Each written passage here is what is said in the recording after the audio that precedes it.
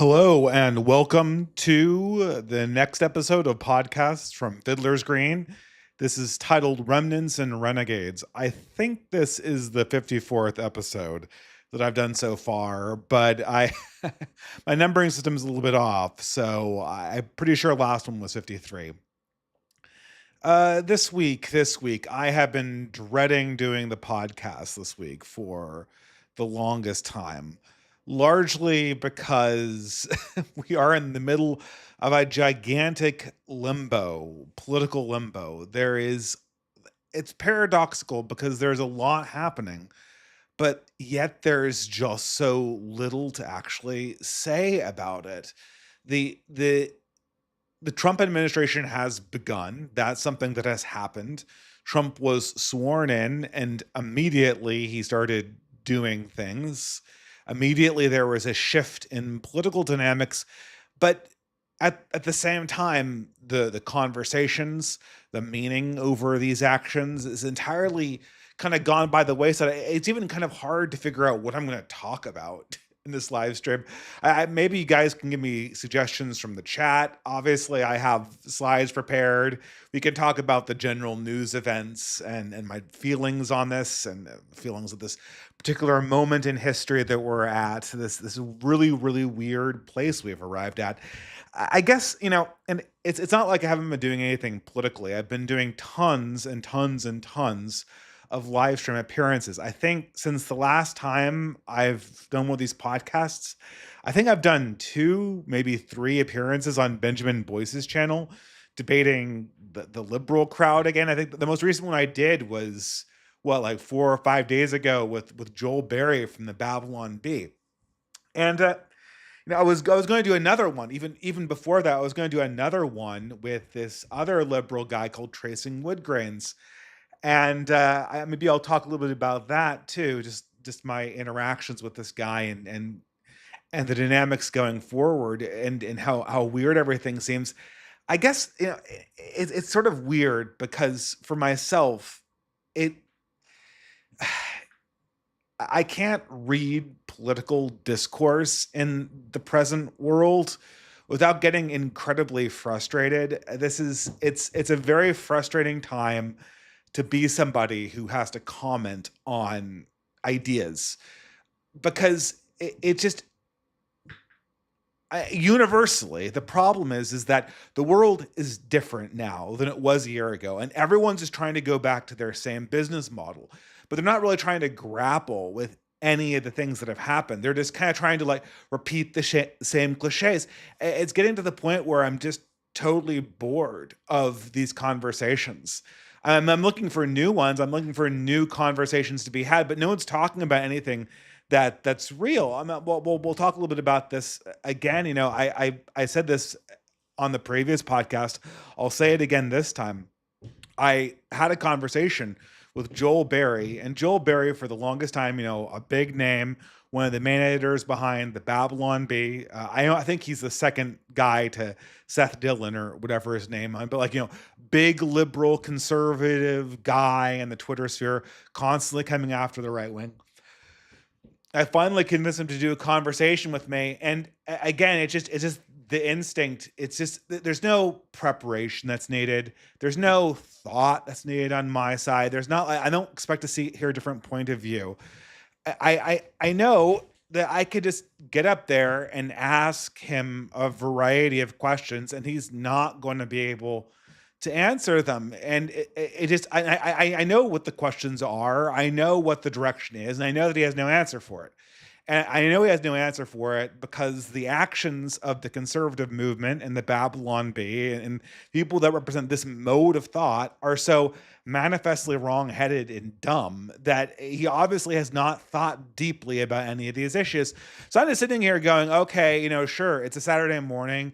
We're snowed in, and before I take my kids sledding, I guess I'm going to show up at Benjamin Boyce's channel, and I'm going to ask Joel the same Joel Berry. I'm going to ask him the same set of questions that I ask every single constitutional conservative, and you can kind of go down the line.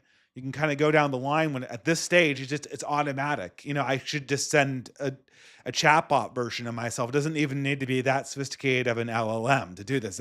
Okay, Joel, so you're totally dedicated to the Constitution and to the founding fathers, but the Constitution hasn't been in effect since 1860, and the founding fathers built the document under the assumption that everyone was Christian.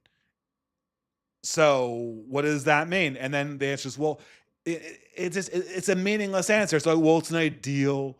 Oh well, we're still following the ideal. We're a Christian nation, and you're not a Christian nation. This is not the contemporary. Not that I wouldn't want to be this contemporary world. This contemporary nation that we live in is not Christian. Its ruling classes and its people aren't. Blah blah blah blah blah. So on and so forth. Or you talk about platitudes about racism. Okay, so, Joel, by your definition of racism, essentially everybody in the past was racist until 1968, including the founding fathers are supposed to be idolizing and acting like they were much better people and had a much better vision of government than we do in the last, 100 years since we decided to become less racist than the rest of human history. There's no answer for any of these things. It's just kind of like hand waving and moralizing, and they keep on doing this. They walk around all of the hard questions. They walk around all of what are we actually doing in this moment politically? What are we actually trying to look for? And we just get back to square one again. It'd be kind of funny, I guess. I mean, I don't know. I mean, at least Lindsay's entertaining. At least James Lindsay, when he gets angry and he gets going, he goes nuts, and he hops down all of these philosophical rabbit holes that he has no understanding or command over, and makes an absolute fool out of himself. This time, I'm just kind of talking to these people, and all I get is kind of a reiteration of the boomer perspective. But the boomer perspective, it's this is over. It's not something that, and again, it's like all conservatives, like they keep on saying, well, if you do this, if you do that, then all of a sudden liberalism will be over. Yes, but all of those things that were going to kill liberalism, those have already happened. This is the post-liberal world. This is the post-Christian world. You have arrived at the end of the vibe shift, and now new things are happening.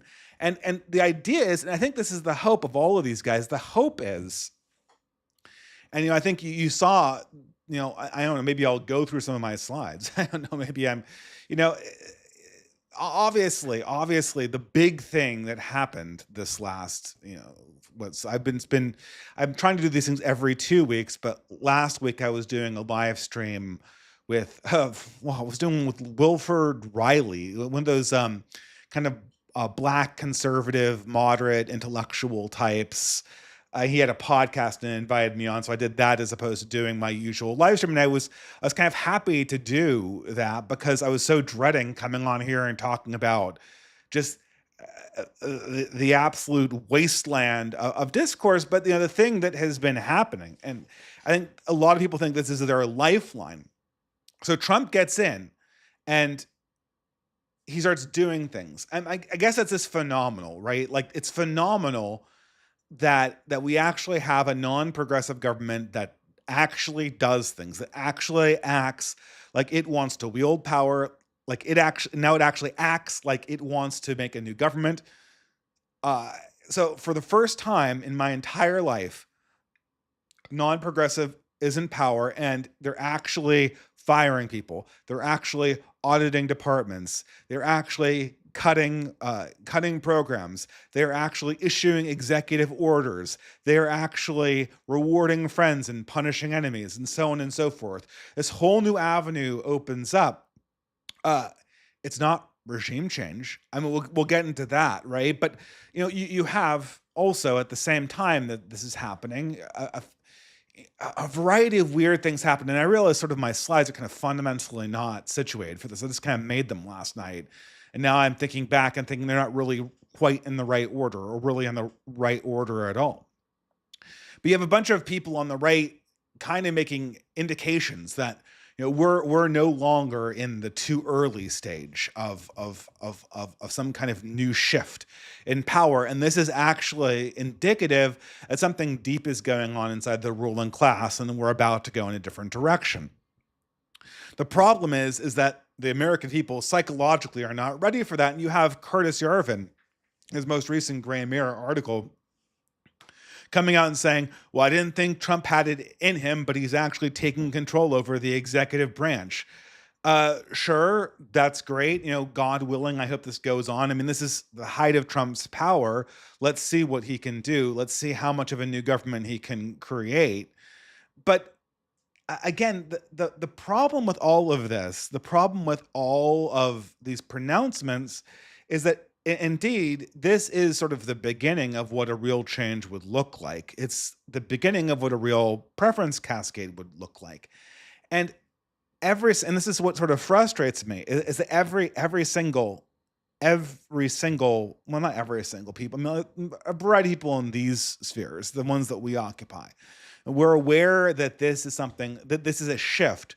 This is not like a definitive change yet. We're entering into a period of instability where the rules are not going to apply like they did before, and we're going to have to figure out exactly what our identity is in this whole process. But if you look at everyone else on Twitter, from the left to the right, they want to treat this like it's a way to become for basically to revivify all of their business models. So you have all of the late night comedians. They're delivering these like very Bush. I don't know how I've seen these people, but they appear on my YouTube channel. I think it's because I watched the Wade show or whatever. I can never remember his. Is it Wade Stotts? It sounds like a South Park character. I think it's Wade Stotts. Is the guy who does these like little 5-minute clips. I kind of inspired by perspectives that come from people like Aaron McIntyre and maybe to a lesser extent myself, but he's very obsessed with late night comedy. And you have all of these people on late night comedy are go, oh my God, our business model is saved.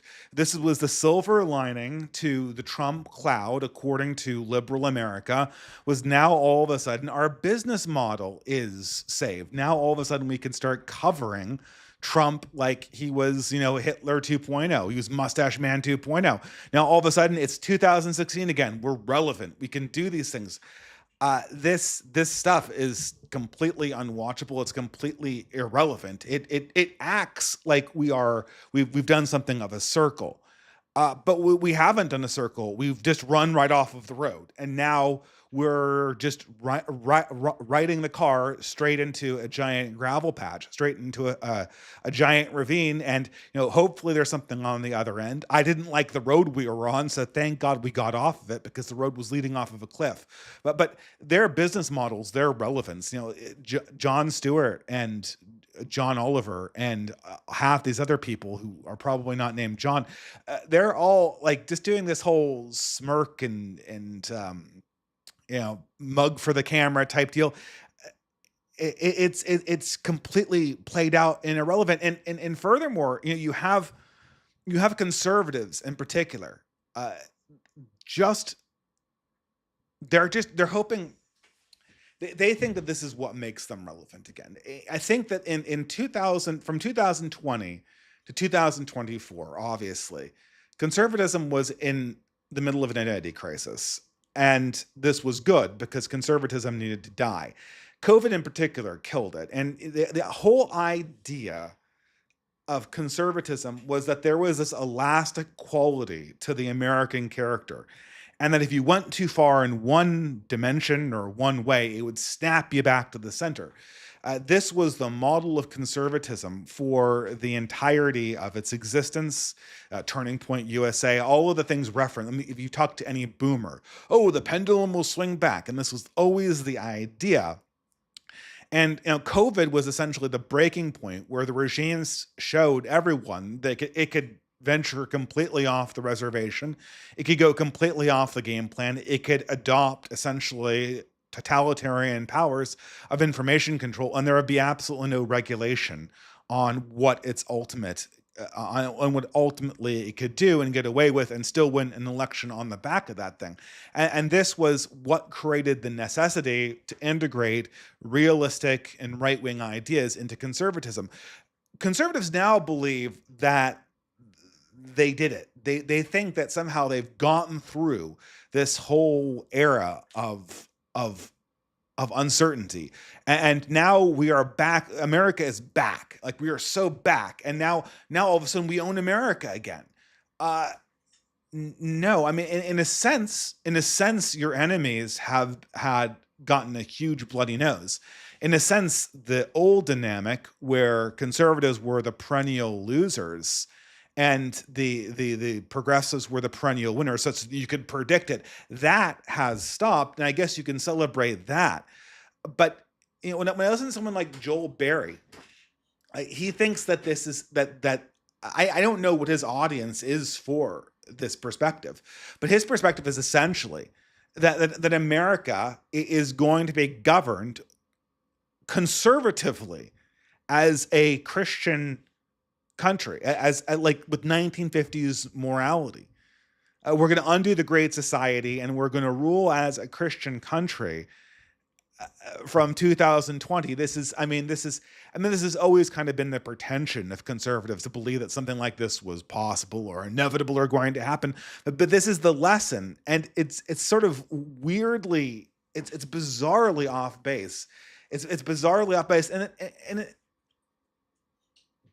all the while too, throughout this entire thing, throughout Trump's seizure of these powers, throughout his executive orders, we're watching kind of the typical red Americans flex.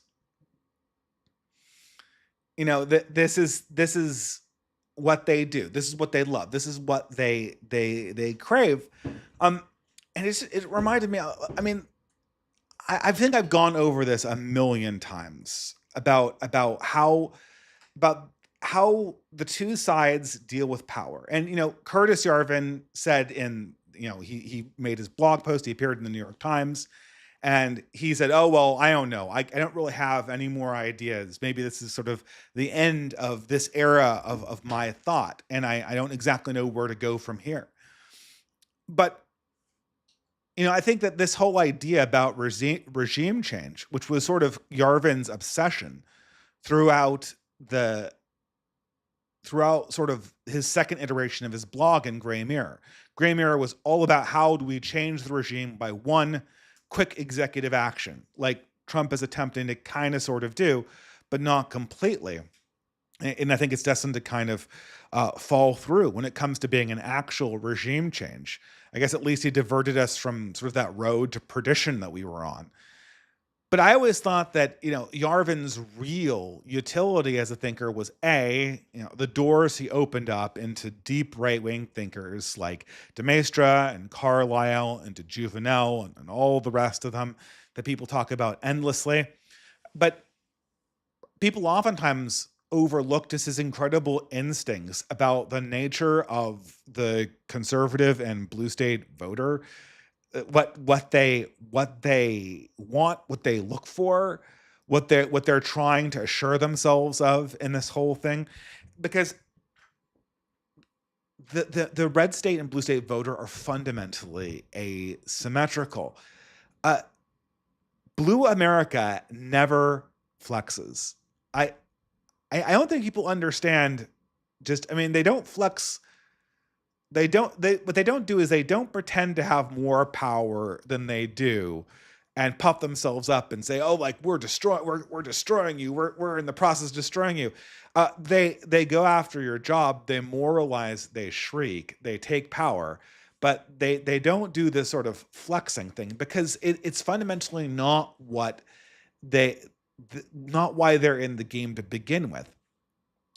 It's not that this election hasn't done anything or Trump's seizure of the executive branch, which rightfully belongs to him, isn't relevant.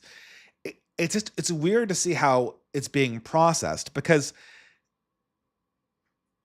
maybe we should start at the beginning about forget the slides. Let's just talk extemporaneously about what it is. Trump cannot possibly pull off a regime change like FDR. I mean, I guess, well, can he possibly do this, right? But the country is not cognizant enough yet to accomplish this. The country is not aware that it needs regime change. Its ruling class is not aware that it needs regime change. The ruling class suspects that it needs a regime change.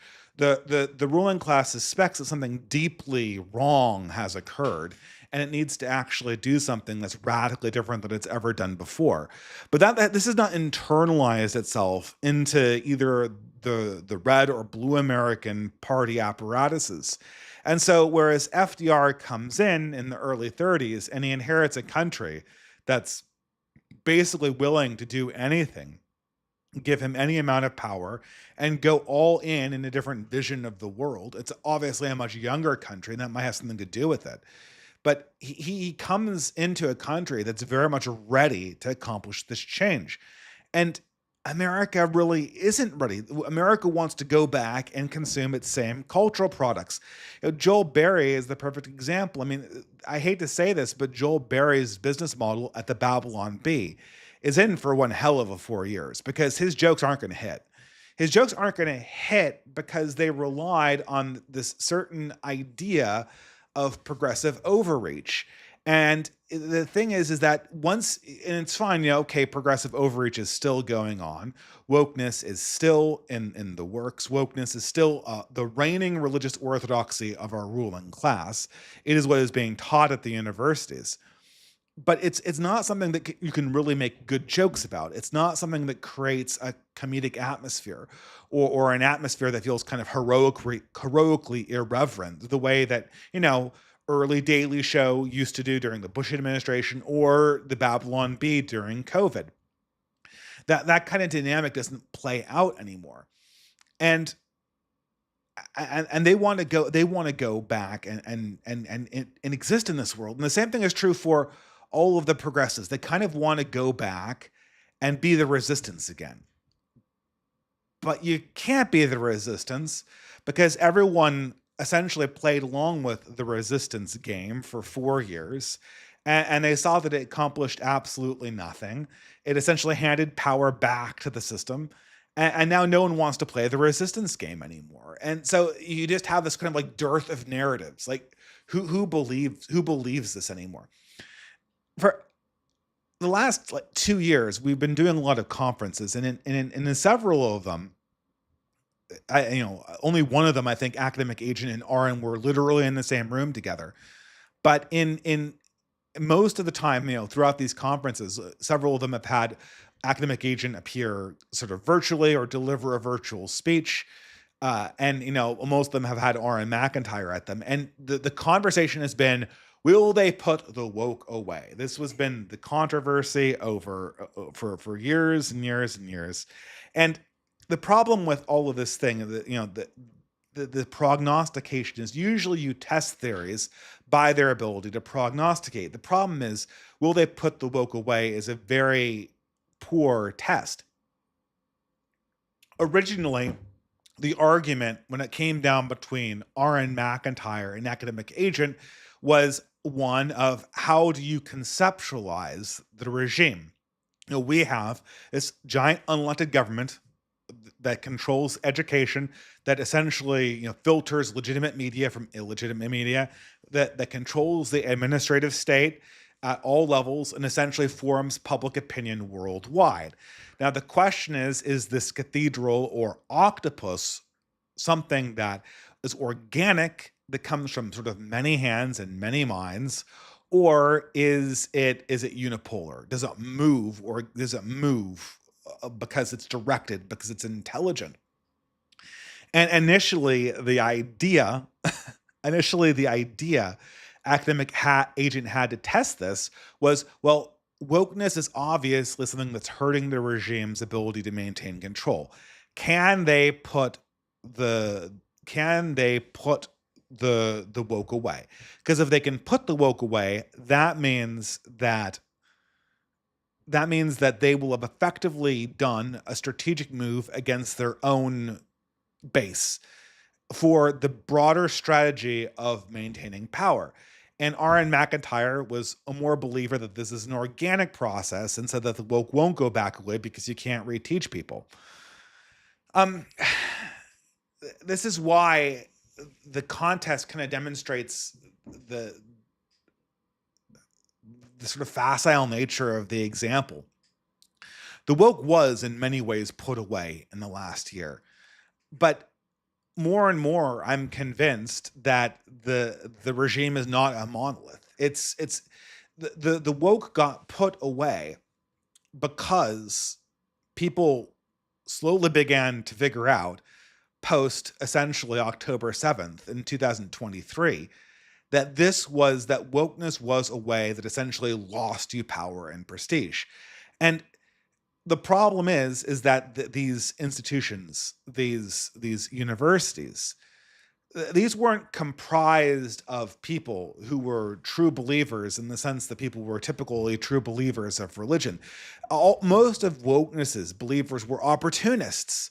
They were all people who had come to this because it felt good to be in the room and dress down your parents at Thanksgiving for being racist or having racist ideas. And because wokeness always won, that this was the way to demonstrate that you were a great person. And so what happens is, as soon as wokeness starts bleeding, even though it's an organic system and it doesn't have sentience, it can't control itself. It doesn't get put away in an orderly way. It kind of seeps out because each of the individual components realizes that this is no longer a way to secure their individual power. And it once Trump wins, which is, if the regime were monopolar, if the regime were unitary, if it had one mind, it would have put the woke away in October of 2023, and it would have all gone back by spring 2024. But it doesn't have that capacity. What it does is, it's kind of like the blood from it. From no, sorry, the blood of the thing from the famous John Carpenter movie, right? The blood, every single cell of the blood is individually fleeing from the hotness of the needle, so it just leaps out of the cup. It's not part of a greater organism. It's sort of like a bunch of smaller organisms in symbiosis. And so, part of the reason why, these Jon Stewart characters and these left wingers trying to role play as the resistance, they fundamentally misunderstood what they had, and this is why they're kind of operating in such a feudal dimension. They think that they have a variety of people behind them that are true believers, that are dedicated to a cause because they believe that it's the right thing to do, because this gives their life meaning in the abstract. In the same way that meditating or praying or having a religious experience gives someone meaning in the abstract, and being Christian, regardless of if it's popular to be Christian, gives you meaning in the abstract. And so you get true believers, people who are dedicated to these concepts even after they stop being fun or cool to participate in. But the left doesn't have this. The left has people who are interested in leftism as an entertainment product of power. The right wing has people who are interested in politics as sort of a mechanism for cope. They feel like they're disempowered, and they want to see a political theater where they're assured that in some near time frame, and without a lot of work on their part, power will come their way. Uh, this is subtle, but it is fundamentally different than the left wing. I mean, I guess there's similarities in the sense that the left wing also feels it's also comprised of people who feel disempowered. But what the left wing, what the right wants to do is they want to feel comforted about where they are right now. They want to feel comfortable about being the person who's just there, living their stable life the way it is, believing in the Constitution, believing in Martin Luther King, and all of these very righteous things that they were raised with, and it doesn't require any more effort. The left has a different desire. Even though they are similarly reacting to the idea of being powerless, the left's main problem with their situation is the fact that they don't feel important. They want to feel like the important person, the person that is able to command attention and who's able to demand that they have to be listened to, that they have to be accommodated in some special way.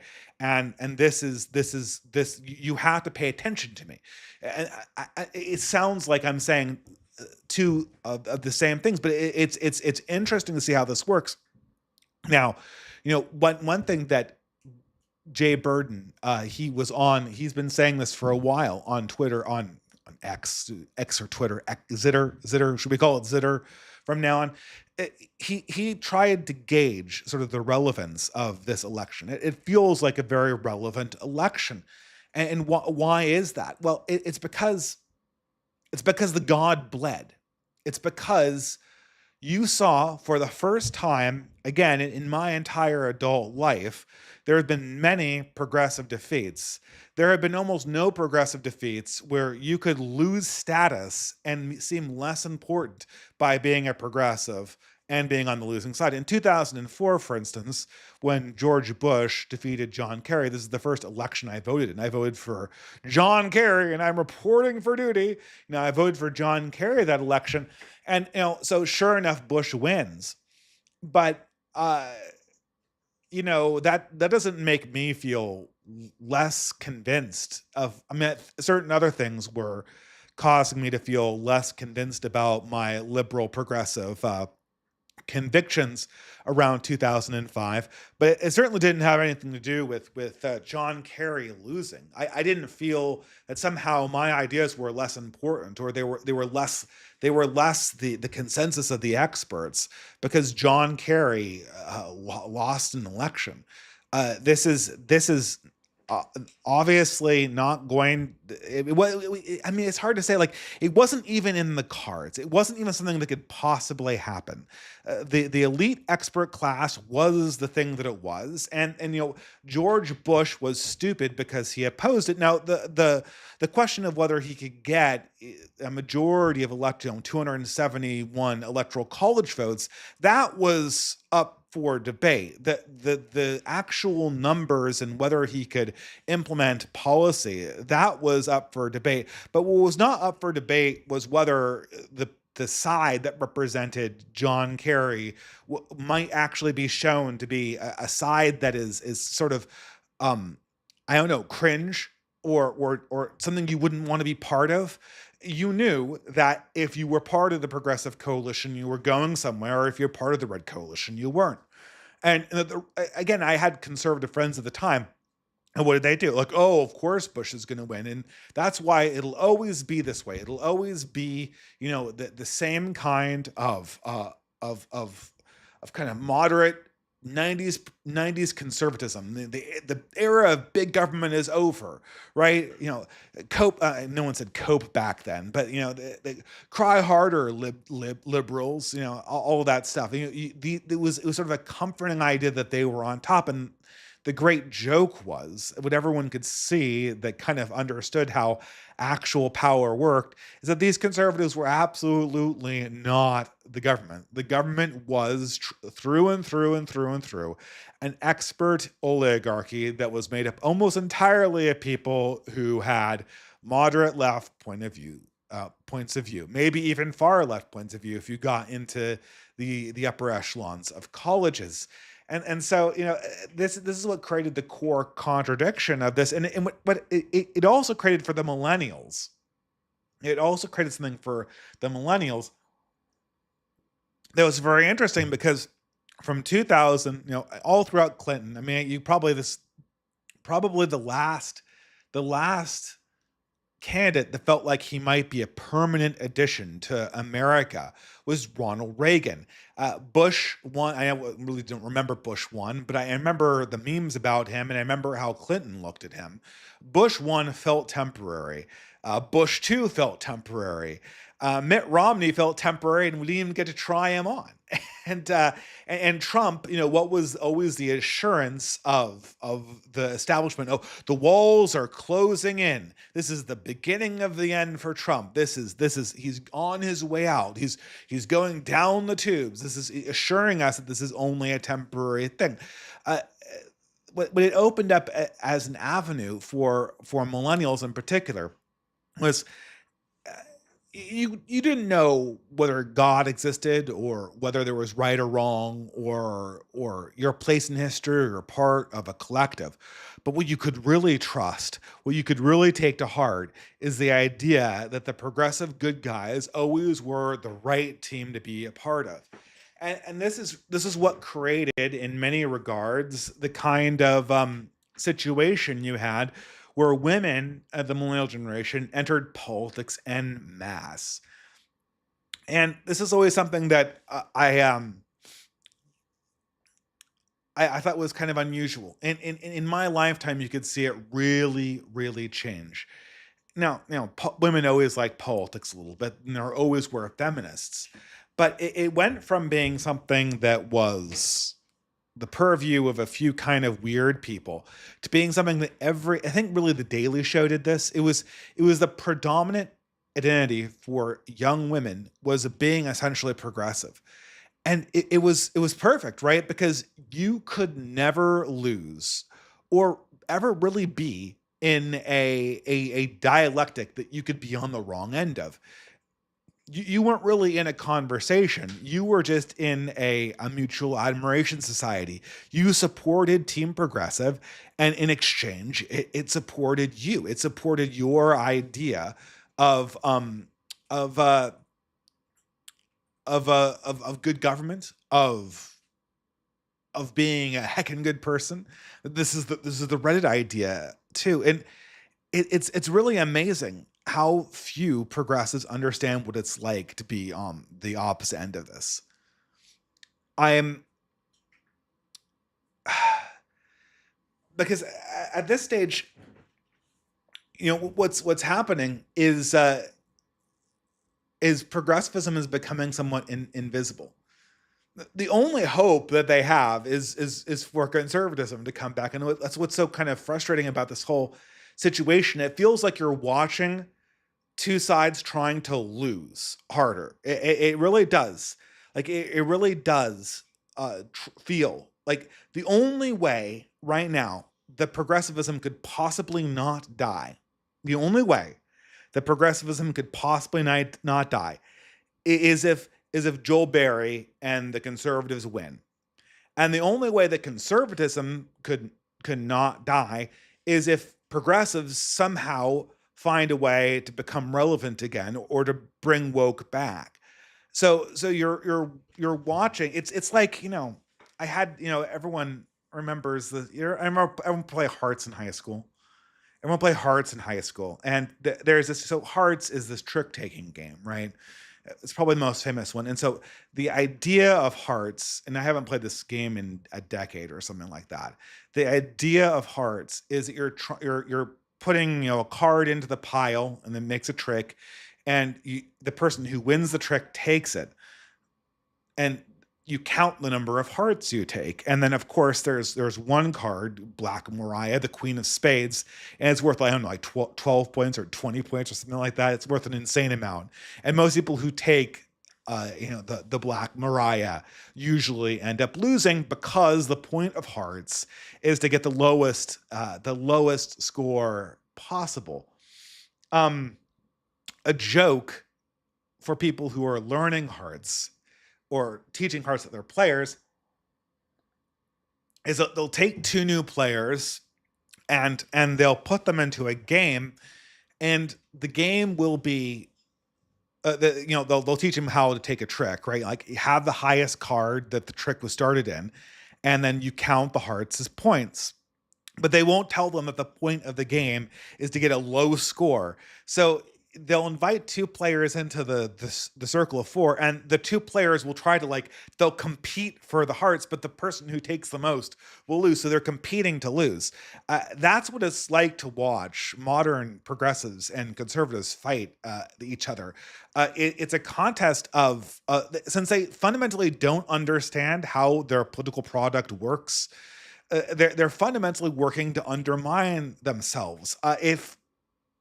If Joel Berry wins and is able to mainstream like woke right and accuse progressives of being the real racists, and then double promise that if only he gets rid of affirmative action, racism will go away. I mean, that's what he said on our stream this last week. He comes up there and goes like, "Oh, if affirmative action goes down, it'll be the best thing that ever happened to black people. Black people will be in short order achieving at the same rate that white people do." Well, guess what, Joel? We're massively scaling back affirmative action. So, what are you going to say in 5 years when progressives come back to you and say, "Hey, Joel, you promised total integration and you promised you were totally unracist, and you all you said we needed was to get rid of affirmative action, and we got rid of affirmative action, and guess what? The races aren't equal." What's Joel going to say? "Oh, I don't know, guys. I guess we need to try civil rights harder." Boom, wokeness is back. Boom. He took all of the hearts. He took all of the hearts. He took Black Mariah. Now his enemies are back in business.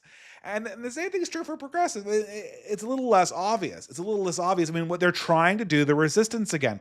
But every time I say Jon Stewart or Stephen Colbert or any of these other clowns, it just reminds people of how irrelevant they are, how their moralizing is useless. The the and this is actually no more indicative of uh than how they dealt with I mean, I think it was, what was it, last week, Martin Luther King Day weekend.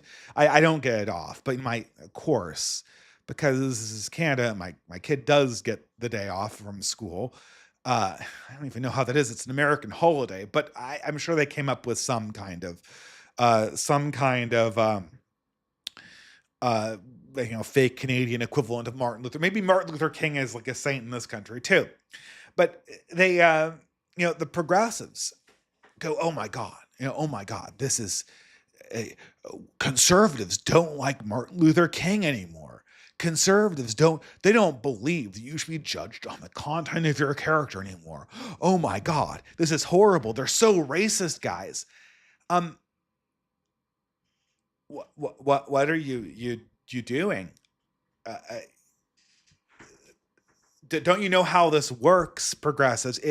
If you first of all, I mean, they did this right at the moment where Trump was declassifying the FBI's, surveillance of Martin Luther King, which this is a known open fact for decades that the FBI had been surveilling Martin Luther King. And what did we discover? We discovered what eyewitness accounts of Dr. Martin Luther King already told us, which was that this guy had a huge history of adultery. He probably plagiarized all of his research. He was involved in weird orgies, with people who had questionable consent. So there's potential direct rape accusations locked up in all that stuff. All of these things are known, and then progressives show up and go, "Gee, guys, conservatives don't like Martin Luther King." Conservatives could just accept that premise. I mean, why do they have to like Martin Luther King? And it's the same bizarre thing. I mean, if the progressives won that victory and successfully tarred conservatism as being the anti-Martin Luther King party, they would immediately lose. Their business model would be over. The whole, I mean, it's kind of I always knew this about progressives, but it's really insane when you take a step back and think about just how deep this goes. So much of the progressive mode of existence is to essentially piggyback off a moralism that your opponent accepts. Obviously, Christianity is part of this, but racism is a perfect example. Like your opponent declares that they're anti-racist, that they like Martin Luther King, and so boom, you got him. You got him.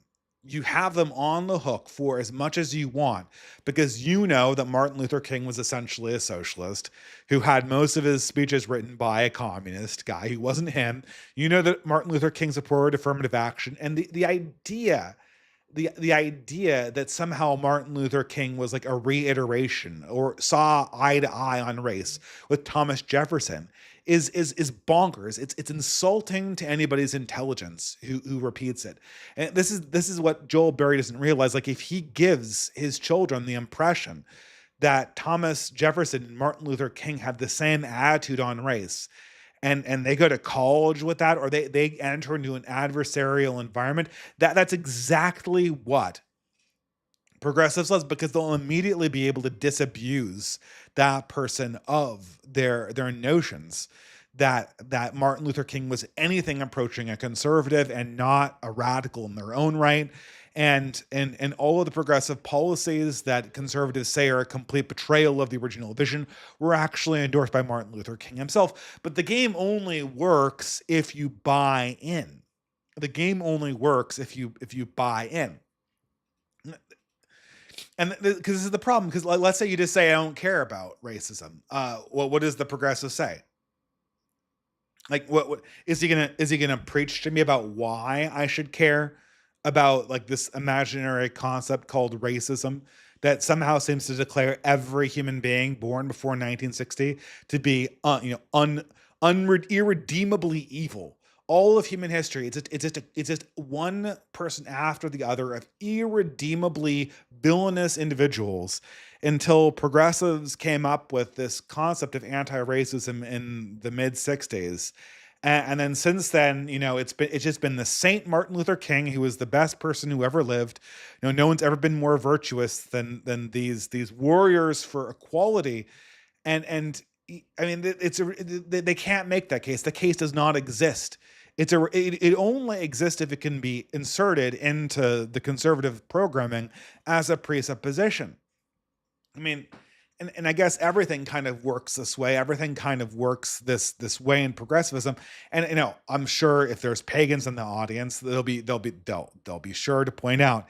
Sure enough, what is the other thing that progressivism loves piggybacking off of? Well, they love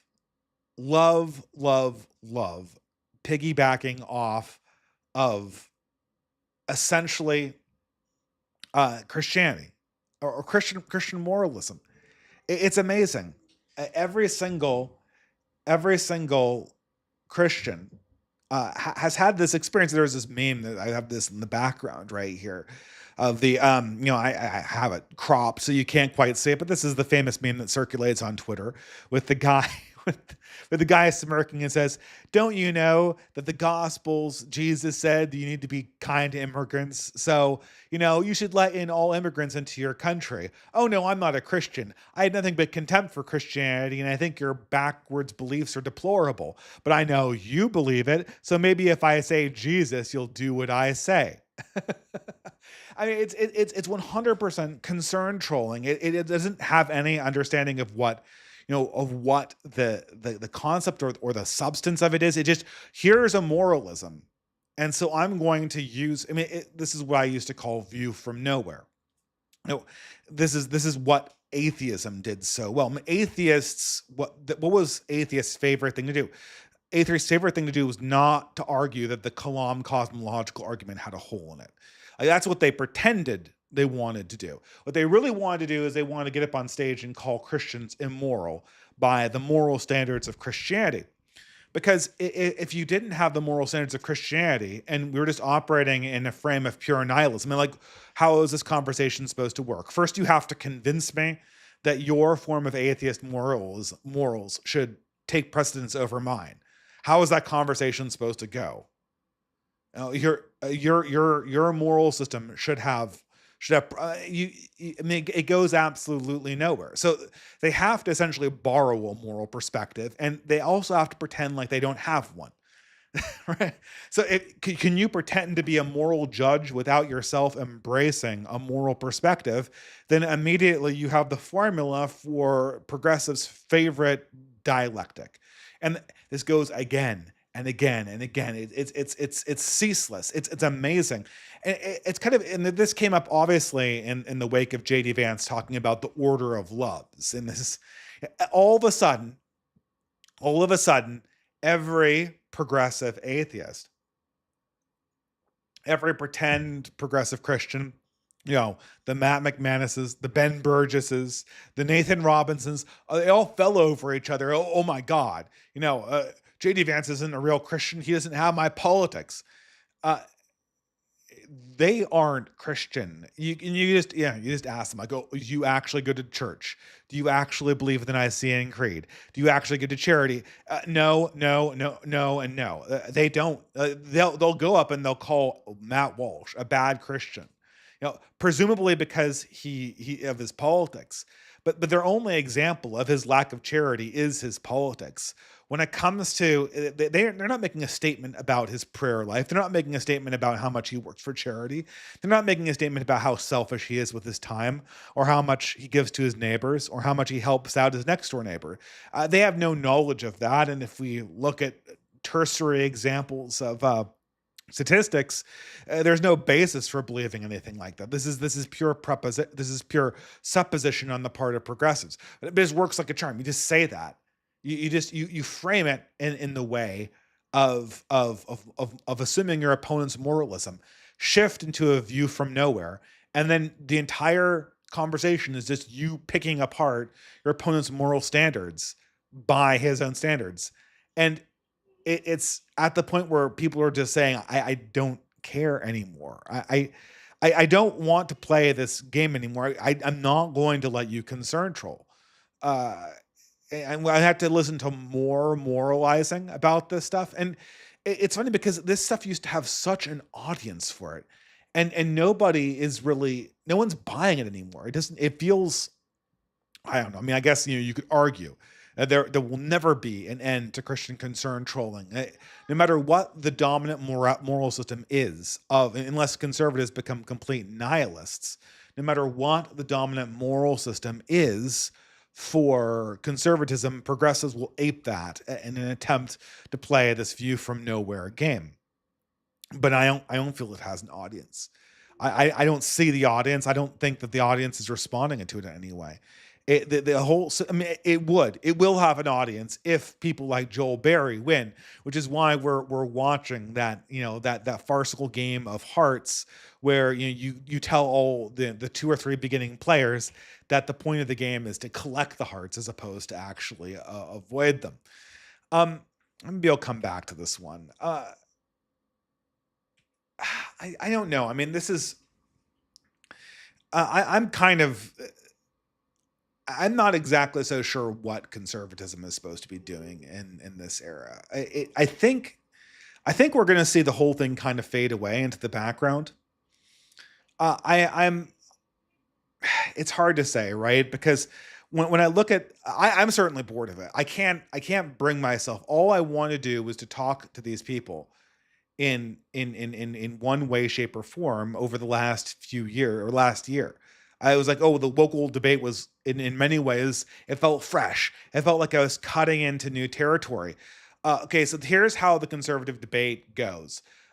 I come on, I auto ask the same set of 5 questions that I know they can't answer.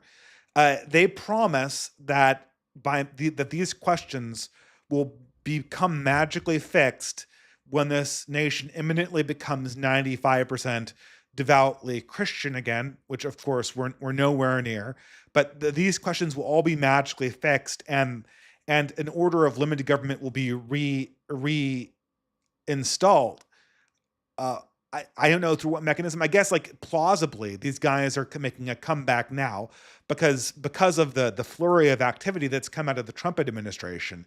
You can conceive that all of these actions, all of these executive orders, are building back to a giant, great revival of Christianity. The problem is that the progressives and the atheists have essentially salted the earth for the mainstay of new believers. And I'm not saying that there is not a way back to Christianity for almost anybody. And one of the things that Joel Berry was very good to point out, and we should keep this in mind, is you have notable converts in the last year to Christianity.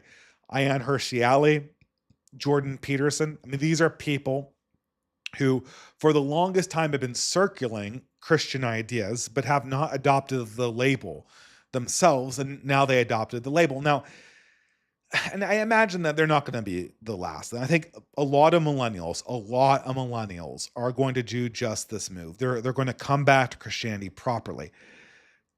This does not indicate, though, that you're in the process of a second great awakening, because the second great awakenings are sprung out of young, enthusiastic people, not old people like myself who've gotten to. I mean, I'm not that old. I'm not Jordan Peterson. I'm not Ayaan Hirsi Ali. But I mean, these great awakenings where you have huge shifts in the religious adherence of a population.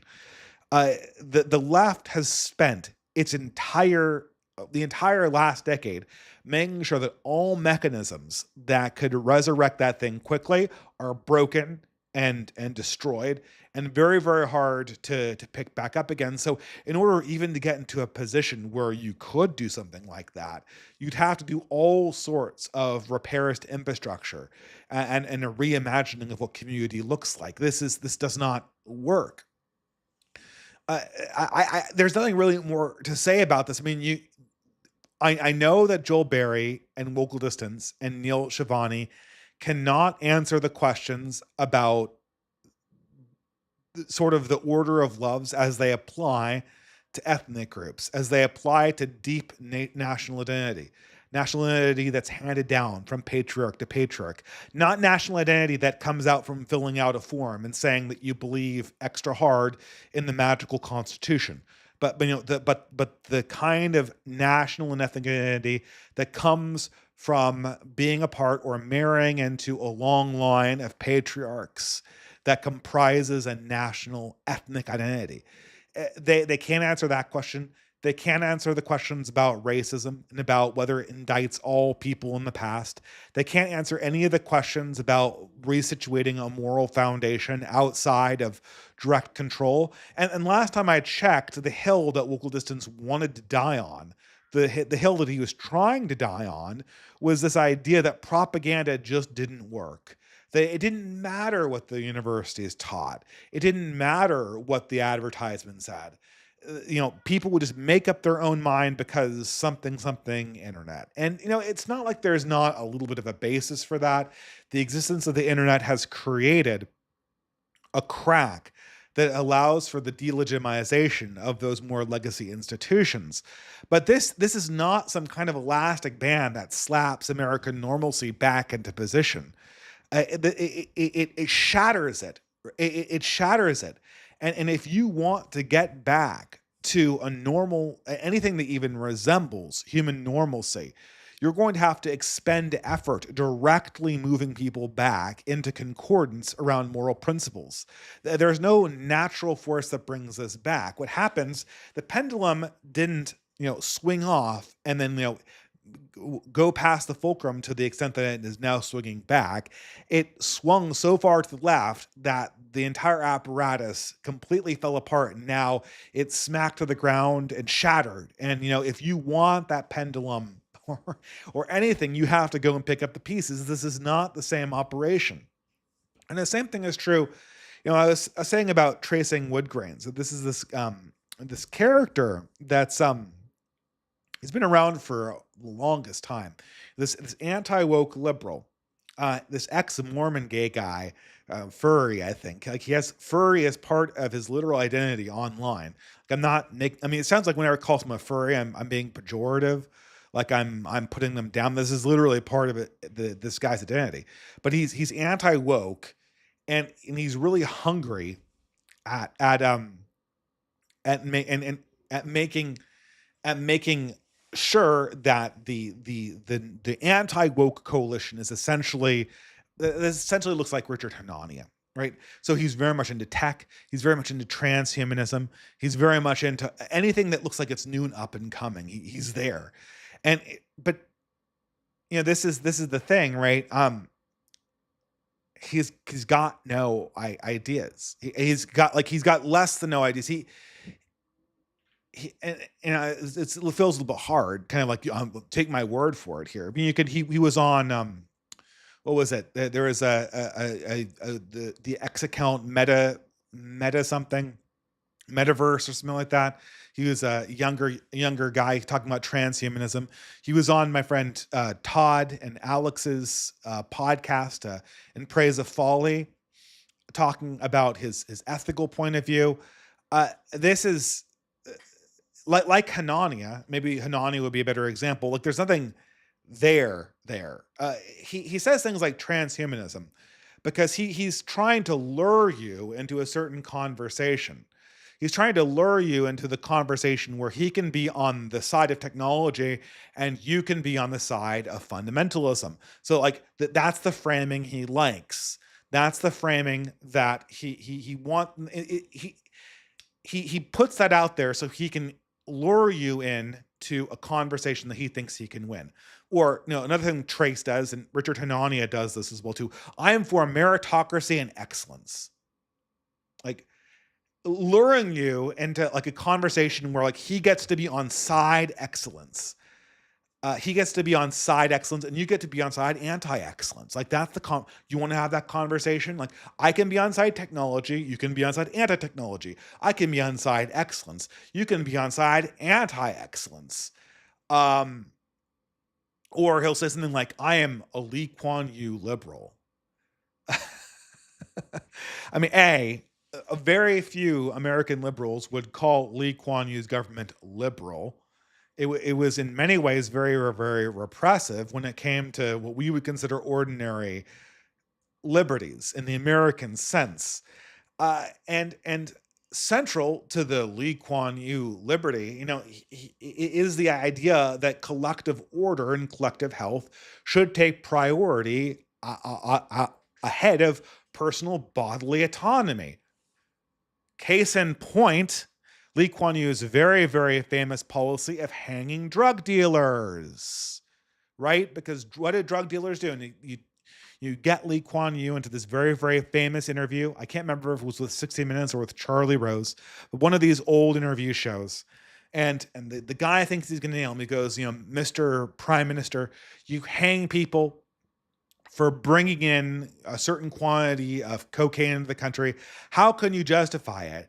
And Lee Kuan Yew, without missing a beat, he says, well, how could you let drugs in when you look at the harm they cause?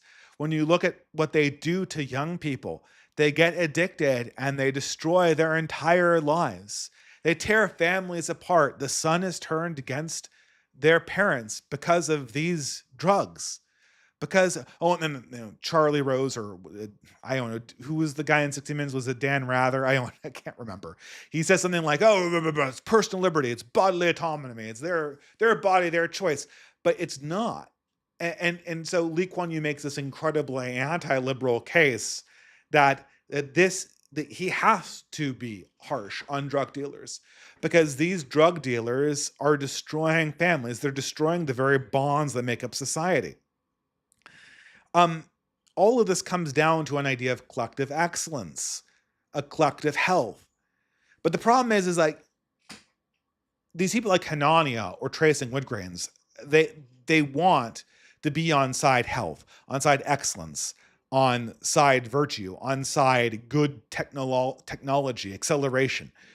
But they don't have any answers for the hard things. Like, okay, what's your basis for defining what is excellence intersubjectively? That's what Todd Lewis did. For an hour, they meandered around the topic, and Trace had no answer. It just whatever I like. Whatever I like is excellence. Whatever is individual choice. Well, individual choice certainly wasn't what Lee Kuan Yew was going after when he hung people for bringing in recreational drugs. But sexual choice is different. Oh, is it? If we're talking about things that tear families apart, sexual dysfunction is certainly right up there with drugs. It is the number one thing that stops families from being formed. Maybe fentanyl is above it, but I know at least for upper middle class people. I say this all the time. I only have one child. We'll see how it works in the future. But if you were to look at my family tree, out of the many, many aunts and uncles I have, certain elements of that family just have basically have no children. And the number one thing that is correlated with just having no children and no families is high progressive politics. It's especially among the women. Uh, I I guess I could say I see this in my friend group. I see this in my family. I see this everywhere. And it's always the LGBTQ stuff. It's highly correlated with this. There are a few friends that I have who are progressive that have two children or so. But they're a lot less on the LGBTQ thing, and and then they're very much the exception. Uh, and the same thing's true for transhumanism, right? When transhumanism, like the people who bring this to you, they're trying to scare you. Like that's the first thing you have to realize about people who want to debate transhumanism with you. Like they want to scare you so that so they can talk about creating like space marines or Khan from Star, like just like humans but better, humans but stronger, humans but smarter, all of those things, right? They want you to imagine some like Nietzschean Superman who is all of the morals that we hold, but better. He's just better at doing it. He's more moral. He's stronger. He's 8 feet tall. He looks like one of the Primarchs from Warhammer 40K. He's this Greek god. This Titan. And that's what they want to debate when it comes to transhumanism, and they want to scare you because what they want to do is they want to invite you into this conversation, and they want to sidestep the question about what's good, sidestep the question about controlling the technology, sidestep the question about negative consequences and runaway, out of control, viral explosions, and all of these things that we see on the horizon here, and they just want to say like, how about you argue for badness and I argue for goodness. And that will be our debate. And like, oh my God, I don't want to be seen as a Luddite. I don't want to be seen as a Luddite. Okay, you win, I'm so afraid of this word transhumanism. I'm quaking in my boots. The problem is that that's not relevant. I mean, that's not like, there's not a transhumanism is not just a button that you press and then all of a sudden humans like don't have cancer, grow to be 8 foot tall and live 500 years, and are beautiful, are beautiful golden gods. That's not what transhumanism is. That's not what the question of transhumanism brings to us. Transhumanism is whether the individual will of a person can essentially allow them to take steps outside of what we would ordinarily consider the ordinary bounds of the human definition. So we've tried this. We've had our first experiment in transhumanism, and that was transgenderism. How did that go? Was transgenderism a leap towards developing the golden Titanic gods that science fiction imagined? No, it was people destroying themselves. It was people casting away their futures. It was people destroying families. It was people mutilating themselves. It was a huge mess of depression and confusion. Transhumanism is also people, essentially farming out their decision making to AI. Transhumanism is also developing gain of function viruses, all of the major disasters that we're seeing unfold on ourselves. The fundamental question about transhumanism, as C.S. Lewis pointed out in The Abolition of Man, is not whether it begins. It has already begun with medical technology allowing us to, cure, appendicitis, or giving people glasses, right? Improving the human being has already improved. The question about transhumanism is, when do you say no? Because if you can't say no to anything, eventually there'll come along a technology that will essentially destroy all life. And saying at this point you can't imagine that is silly. And okay, and once that comes across, once that perspective comes up to people like Richard Hanania and Tracy Woodgrains, they're like, I never thought of that. I don't know. Experts will fix that problem. Experts will fix that problem. Well, fuck, aren't you the expert? Aren't you the person? So I mean, this is all a cop out. The whole debate over transhumanism is not an invitation to a debate. It's an invitation to escape a debate. You are letting them assume the position of that smirking guy who's trying to hold you accountable for the ethics of Christianity when he is not Christian. They're trying to make you answer the hard question of transhumanism while they sit there and are the advocates for all of its benefits. The question of transhumanism are, where do you stop the technology and how do you stop it before it destroys the entire project of humanity or life itself? It is not like, how do we accelerate this process as fast as possible? I mean, it's like arguing that you should be for time going in a linear direction. Time is already going in a linear direction. This process is already happening. So all of these things, like these people like Richard Hanania, like they don't have any ideas. It's like Christopher Hitchens. Christopher Hitchens spent 10 years like bloviating. In his early career, he actually had ideas. In his early career, he was actually a Trotskyist. He was a Trotskyist. I don't see Trotskyist Leninist doesn't sound quite right, but he was a Marxist Leninist Trotskyist. And in that era of his life, like he actually did have a few ideas. But for the last, 15 years when I read him as a young adult, Christopher Hitchens was just somebody who like bloviated about a morality that he didn't even hold. That's all he did for 12 years. And we paid this man to do this for 12 years. Just bloviate about a moralism, like accuse people of being immoral, and you do not have to follow the morality or believe in it or explain why it is or even own it. All your job is here is just to come on and think of creative insults and to frame the conversation as like good guys versus bad guys, and you're on team good. Uh, I mean, does anyone want to like play this game anymore? I mean, I was going to have Tracing Woodgrains on and discuss this stuff. I mean, I'm not gonna. I guess I'll just confess this. Like, look, I do respect Meta and Todd Lewis for debating him, but I mean, I need to actually figure out what is the Meta. What is his full Twitter handle? So I don't just do this and completely miff his name. Meta Prime, that's it. Meta Prime is the guy's name. And Meta Prime and Todd Lewis, they debate this guy.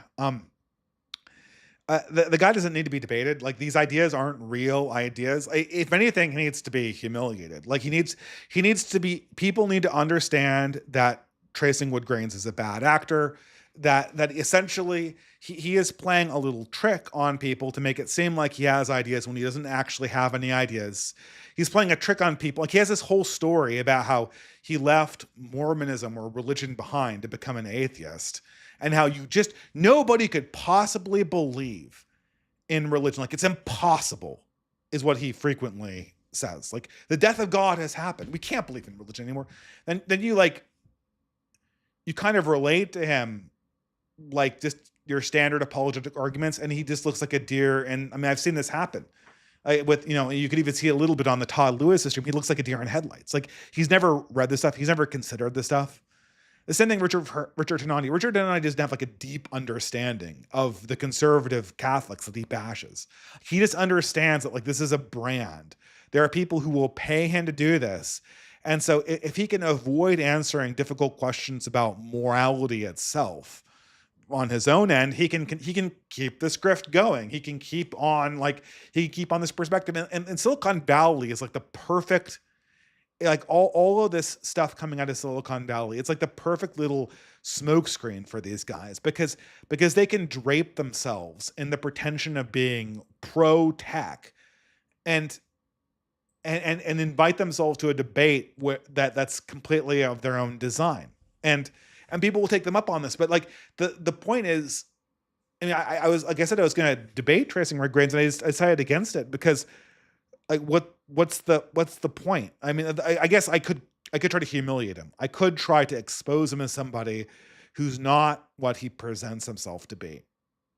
I mean, shouldn't you understand these people like Hanania are not who they pretend to be? Like they haven't thought deeply about technology. They don't have some kind of special understanding of technology. They don't have technical backgrounds for the most part. They get paid to talk, and they get paid to be the mouthpieces of what they see as like the up and coming trends. But the up and coming trends are like a departure of tech optimism. That's what this isn't the 90s.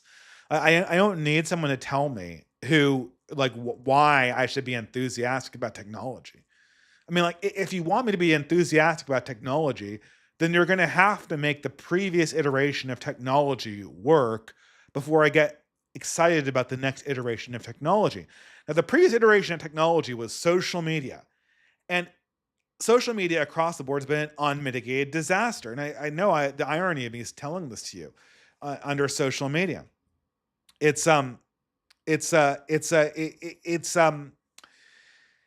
have to fix that. You have to fix that or fix the problems that it created before you get excited about the new technology that's coming down the horizon. And no one believes that social media's problems were even addressed. They were universally denied. And by the time we had a real come to Jesus moment and a decision that we're going to fix those problems, we got another like LLM technology that's supposed to be like the new boondoggle is out. Oh, this time it has new hat. How is this not going to have the same problems for the human creature that the previous technology had? Answer? Well, there is no answer. The answer is like, let's have a conversation that is functionally a non-conversation about problems that like don't exist and then ignore the problems that do exist. Uh, this is something that I touched on. A lot of people are saying like, okay, the liberal discourse is winding down. Like, what is the next step for the right wing? And this is the mole bug I keep on calling him mole bug, the Yarvin essay that ran on Substack shortly after his New York Times appearance. So after kind of, railing about the New York Times being the center of power and talking about how the first step to regime change is centralizing the executive power in the actual executive, we arrive in 2024 with many of the prophecies of NRX in some sense fulfilled. Uh, and it feels like Yarvin himself is kind of at a standstill. I guess you could say that NRX is complete insofar as if you were interested in how actual power works, that theory is there for you to look into. And you could say, okay, well, it's not an exact matchup. There's much more holes in the system now, and there's much more nuance in developing the theory of power that we might need to describe how human societies actually operate, and that's fair enough. That's not where the real interesting thing lies. And the real interesting thing, the real interesting part of NRX and right wing theory is the stuff that Curtis Yarvin decided to walk away from when he began his life as a public figure. And that is, how do you restart what constitutes healthy human leadership? Qualitatively, when we say that salus populi suprema lex, qualitatively, what are we talking about? What leads to actual human thriving? What leads to the actual good king? What leads to the revivification of human trust and social order? I mean, these things have answers. As I always point to these people like Carlyle and de Maistre and older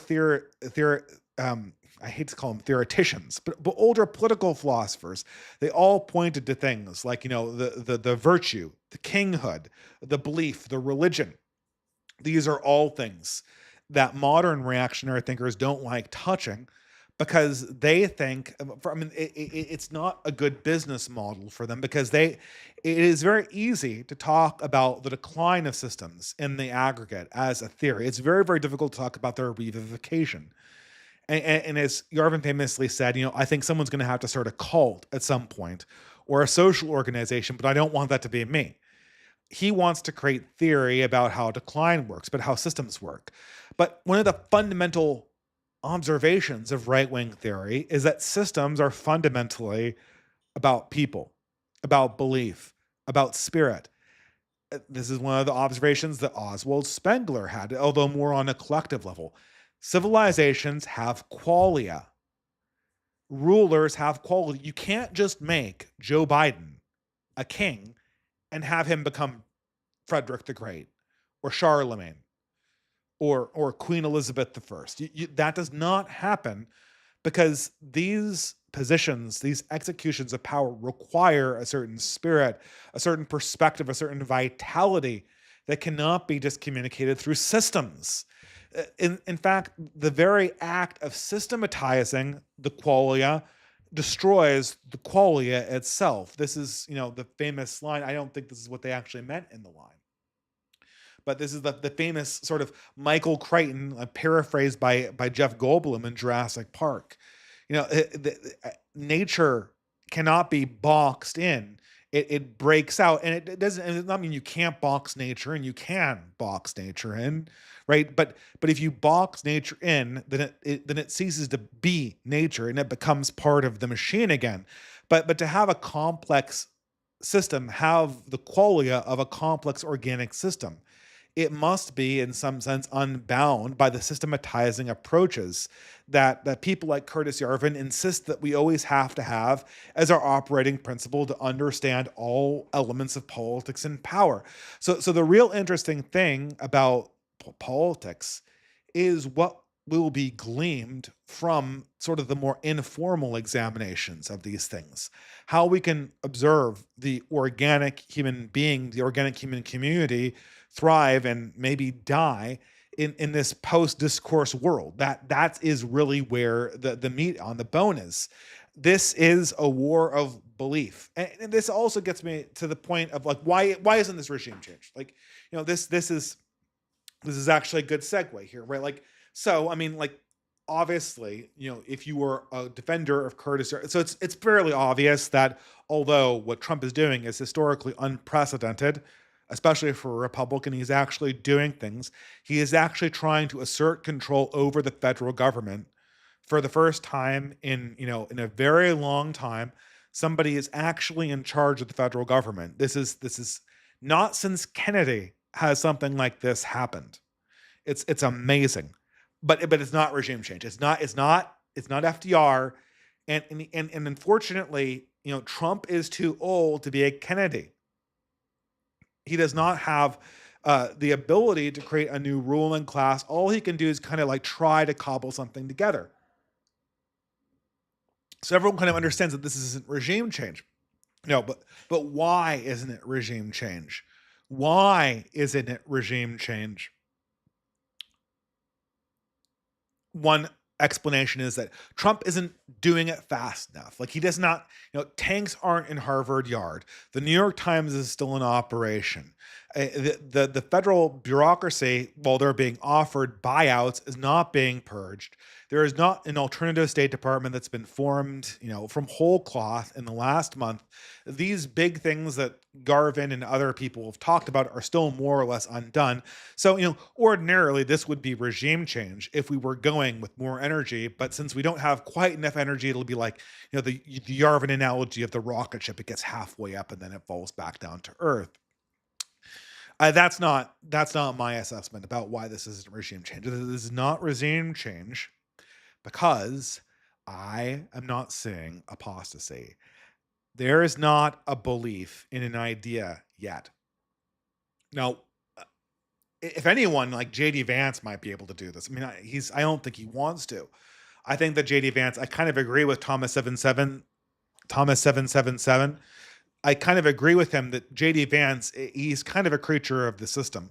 I think he has elements of like the American that would do something like this, but uh, the whole idea of a regime change is that there's a new political formula about what makes people virtuous and wrong, what makes government good or bad. There's a new way of evaluating that.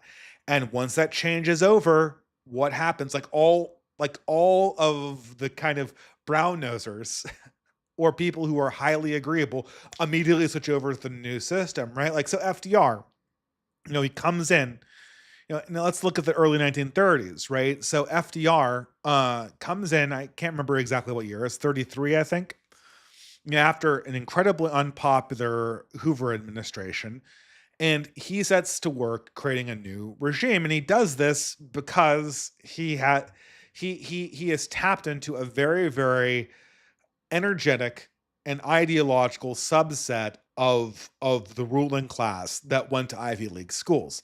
And he puts these people in charge of an entirely new government and gives them more or less unlimited resources to remake the country. Now that's a story that everyone knows, and that's the story that what is the interesting secondary story is that this new government creates this new kind of progressive social justice vision of what it means to be American and what it means to be a citizen of the world.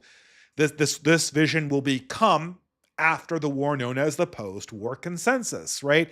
And they create artists, like, they create artists, and they finance movies, and they push forward certain people to create this new vision of Americana. And all the artists that wrote in the 1930s, I mean, they were organic in a certain way. I mean, I'm not saying that they were just like fished out of anonymity and made a thing by the New Deal. And they were very talented. They weren't like Gloria Steinem, like literally kind of like the CIA asset that gets turned into, that gets like kind of current thinged into being the most prominent feminist of her age. So these people are organic, but at the same time, they're kind of being given a little bit of a push by, these people like John Steinbeck and all these people, the social realism of American Gothic. They're being given a push by the new government to create like a new vision of what it means to be an American. Like a new optimism is surging through us as a people. We are this new people who believes in these principles, and this incredible enthusiasm coming out of a decade where, or I should say like a 2-year period before, where people were completely giving up on the American project writ large. That invigoration of belief is what you need. And the thing is that in the 1930s, very few people in 1929 believe in kind of the Rooseveltian idea of America. And by 1944, when he dies, the vast majority of people do, and certainly all the important people in positions of power and ideas and arts and letters do, or they believe in, that, plus they're communists, plus more radical. They believe that in this as a stepping stone to something that is far more radical in the future. This is and how does FDR accomplish this? Well, he accomplishes this because he gets these sort of narrative formers going, and he kind of leapfrogs the previous regime, because in addition to kind of the people from in kind of the left leaning people in 1929 who want to go in a different direction already, there are just an enormous number of kind of like highly agreeable people that are in the market for something new. I mean, I don't want to put too fine a point on this, but most women, right? They see this new direction, and they immediately glom onto it. This is not happening with Trump. I mean, maybe I can't can't predict the future. But I don't see Trump even thinking about doing something like this. The closest I heard was him creating a liaison to Hollywood. He'd have to create like a department of American movies or something like that, and like go from there, right? Like a new way to fund artists that will create unity among the American people by essentially bringing forward this new vision of America as led by Trump and people like Trump. Like the new vision of where is that? Like that would have to be part of it, because what are you looking for? What is this a war of? It's a war of belief. It's a war of belief. And if you don't have people who actually believe in your project passionately, young people, then you're going nowhere. And there are people who do believe in Trump's project, but they believe in it as kind of like a Hail Mary pass to keep the old system going. They don't believe it in a new thing in its own right. And it would need to be a new thing, and it would have to be like, this is the new America. The new America is Trump America, or is, post-Trump America. Like the old way, we've done that. We've done progressivism. It's been tried. It was found wanting. We are tossing it in the bin, and the new way of doing America is X, Y, and Z. And we're totally remaking the government. And to be patriotic, you better believe in this new America. And this is like, and there'll be a surge of optimism. Like that is what a revival would feel like. And if there were, and if that were to occur, there would be a huge upsurge in Christianity as well. This would be the kind of great awakening that Christians would have a very, very large hand to play. And I mean, they might even kind of play the role that the communists played in the kind of like the vanguard that can't really speak its name because we're trying to be ecumenical, right? And but the more radical, and in some ways the people that have more coherent visions of what the future would actually look like. This is how you might actually get a great awakening of more classic religion. But this is not occurring.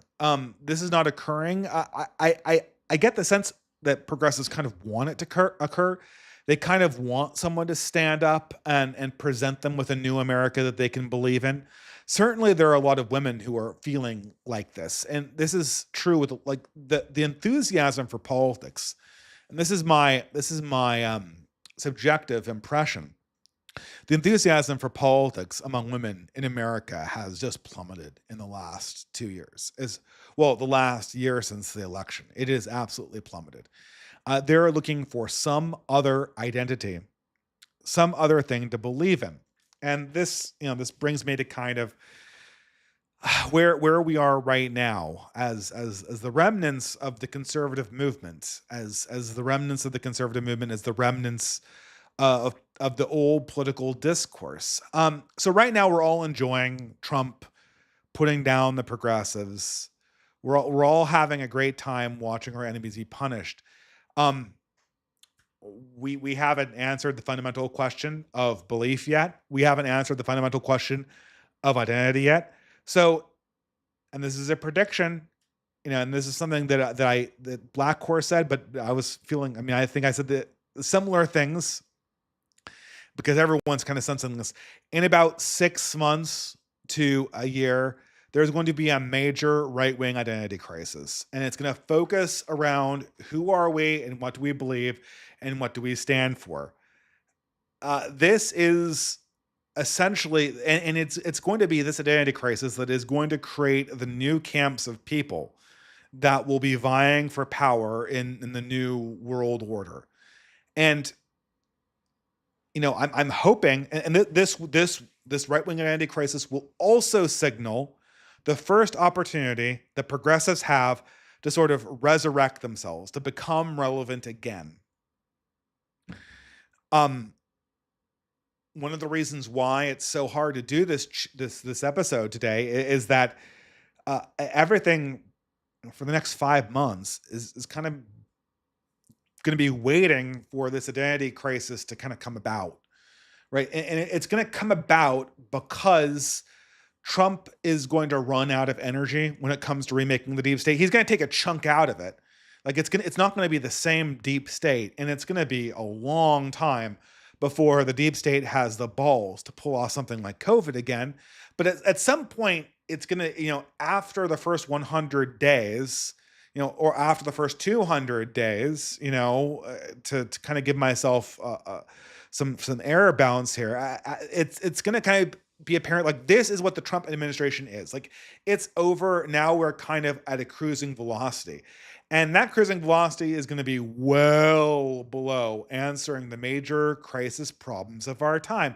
It's not going to restore Joel Berry's Christian America for all of the reasons that I said, because in order to do that, you would need to essentially convert a huge amount of the progressive class and to essentially conquer the academy and essentially train all new young people in a different vision of what it means to be human, American, and a believer in God in this year of our Lord 2025. And since the cruising velocity that we're aiming for right now with the Trump administration is well below that state, you know, all of the ambitions, it's going to have to, there's going to have to be, people are going to start asking themselves, okay, so what comes afterwards?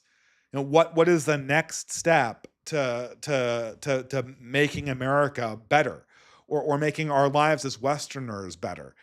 And this is going to trigger the real dialectics. Now, if the right plays its cards correctly, it can end up on the right end of this.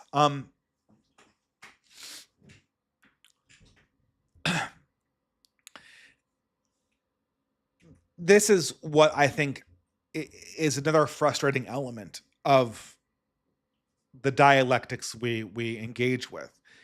Uh, We're not really having a conversation about ideas. I mean, we kind of are, right? I mean, you know, as Jordan Peterson said, and this is one of the few. Well, he's very good at coming up with sayings that are useful, even though he doesn't really have a well put together worldview. You know, ideas. You know, people talk about having ideas, but in many ways, ideas have people.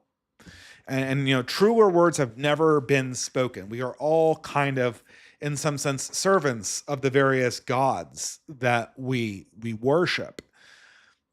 But you know, this enlightenment idea that we're in like a dialectic with, you know, we're having a conversation, and that we're sort of putting these ideas on and trying them out in the marketplace of in the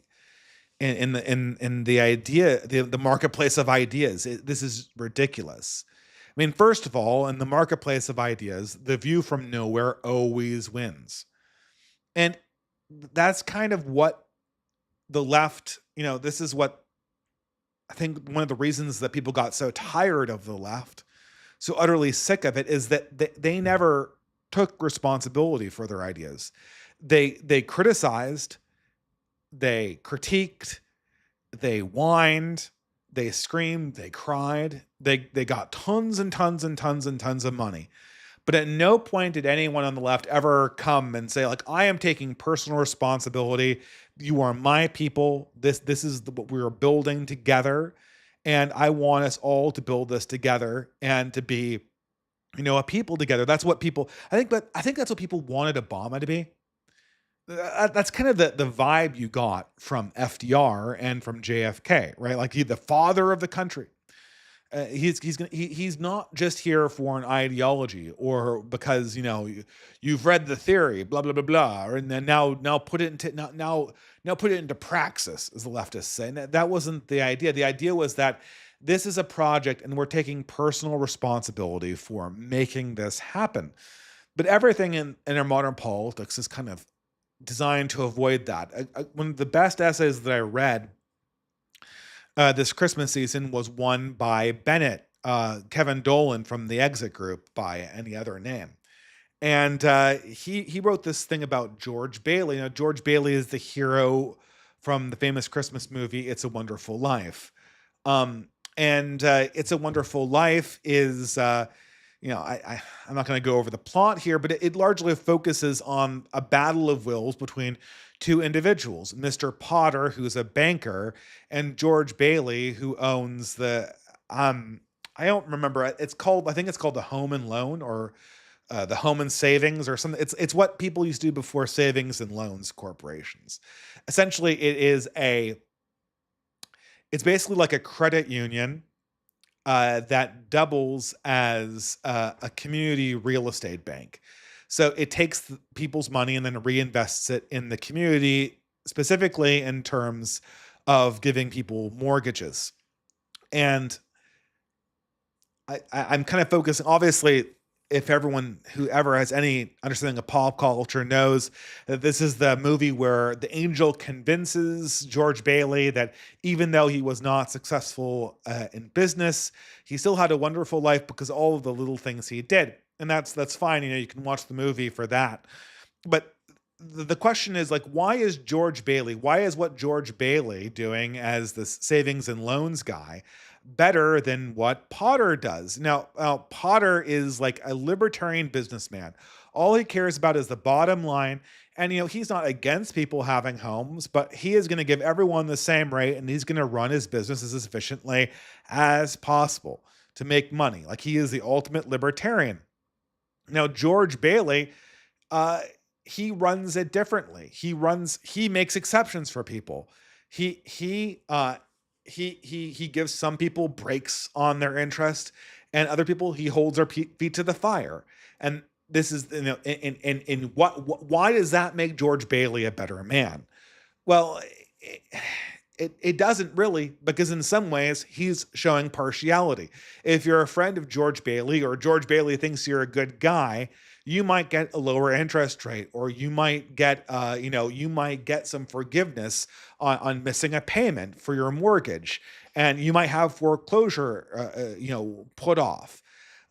But it's just this kind of human touch. It's just this kind of sovereignty that allows George Bailey to understand and bring, and actually kick out the bums who deserve to not be in the community because they won't pay their mortgages and they're cheating their fellow man, while at the same time helping out, the widows who are having a little difficulty time making ends meet this time, and need a little bit of an exception.